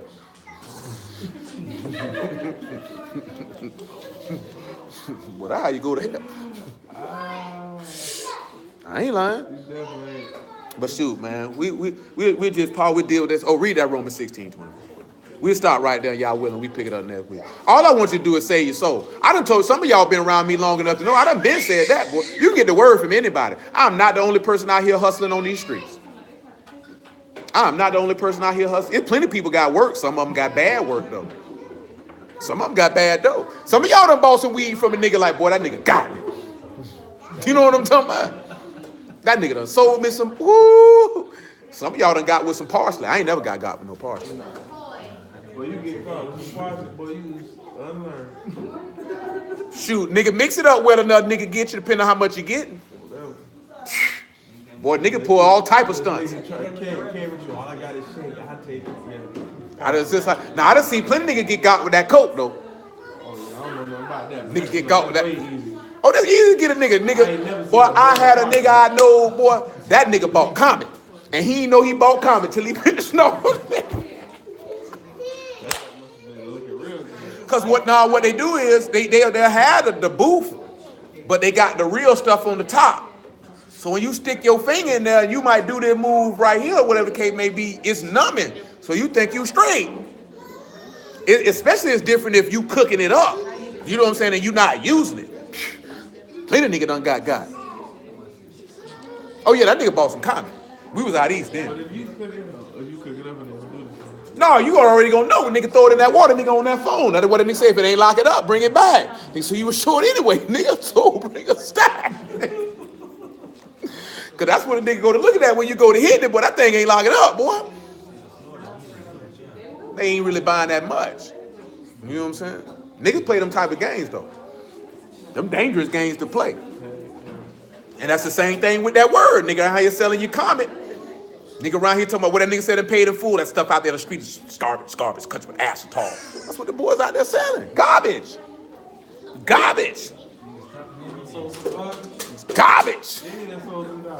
Who? I ain't never sold no bad coke. We don't play them type of games. No, we don't play them. No, we don't do that. We sold some whip. We sold some water now. We sold some garbage crack, because that's what we're selling. Well, everybody sold water. Shoot. Everybody sold water. Oh, no. Nigga definitely stretching. Nigga definitely dropped 14 in 1,000 and stretching. Stretching. We stopped doing that then, though. Started selling that 88, nigga. How you like this here? Yeah, my own boy on that one there, they said, no, boy, we don't do that around here. Around his way, he couldn't sell that. Around where we was at, we could sell that. And he got it switched over. We didn't sell that no more. Go on, sell that shit and have them like this here, jaw locked. See, with that water, they keep coming back. With that drop, they ain't coming back to back like that. Because they high for a little bit longer. See, you know what I'm saying? And I treat that word like that rock. Boy, we going to keep it coming back because it's that good stuff. See, niggas like this here. See, you go out there and buy from them One West type of dudes or them garbage dudes, that nigga done bust your hitter. You ever been around a smoker nigga bust their hitter? Boy, nigga smoke a bust they hitter on your dope, boy, that nigga might kill you, boy. Nigga might kill you. Nigga might kill you. Some brothers don't really know that they selling bad dope, though. Some brothers really think they got good product. They think that, because some people are sincerely teaching the word and thinking that they teaching correctly and teaching good stuff, and they really not. You know what I'm saying? Everybody got ill intentions. No, a lot of people don't. I would say at least 75% of them don't have ill intentions. You know what I'm saying? When you talk about ill intentions when they began, some people get corrupted as they continuing. Because of the things that people start esteeming you and this, that, then, the third. You start. People go out, set out to deceive people with the word. Yeah, I don't. Like people be like, no. Yeah, I don't. And get over it. No. I feel like they get in it, like you say, And naive. and get God by their own desires, by their own things that they didn't realize that were in them that they didn't crucify. Let's read that Romans 16:24 so we can do what we got to do. You ain't lying about that. I ain't never really talking about that. No, I'm not gonna say that every dude who teach like they coming in with malintent. It just happens over time. It says, now to him that is of the power to establish you according to my besor, and the preaching of Yahushua HaMashiach according to the revelation of the mystery, which was kept secret since the world You see how began. that tie in with that word basar? So it's the way to the chief or the way to Yahusha that's gonna get you in the house. Listen how he said. But now it's been what? Made manifest. by Made the clear. scriptures. See, now if you got the way is open. What did the disciples say? How can we know the way? He said, you done seen the way. It's manifest, it's clear now. You know which way you need to go. Go ahead. It is manifest by the scriptures of the prophets. By the who? By the So the way to get to Elohim is manifested through the scriptures, which is search the scriptures. For in them you think you have eternal life, and they talking about me. And there's three that bear witness in heaven: the Father, the Word, and the Ruach HaKodesh. That's going to show you the way to get you into that garden, to get you into that house. Go ahead. according to the prophets, scriptures of the prophets, according to the commandment of the everlasting Elohim, to be made known of all nations. For the righteous obedience of faith. You see on that he said that your obedience through faith is actually righteous.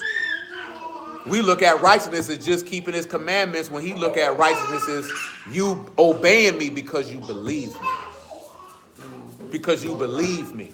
And you don't believe me because of my law, you believe me because of my promises. So therefore, because of my promises, you obey me, because you have hope in what I promised you. But hallelujah for Yahushua in the word. We'll stop right there. Appreciate everybody on the stream. We finna slide. Very well then.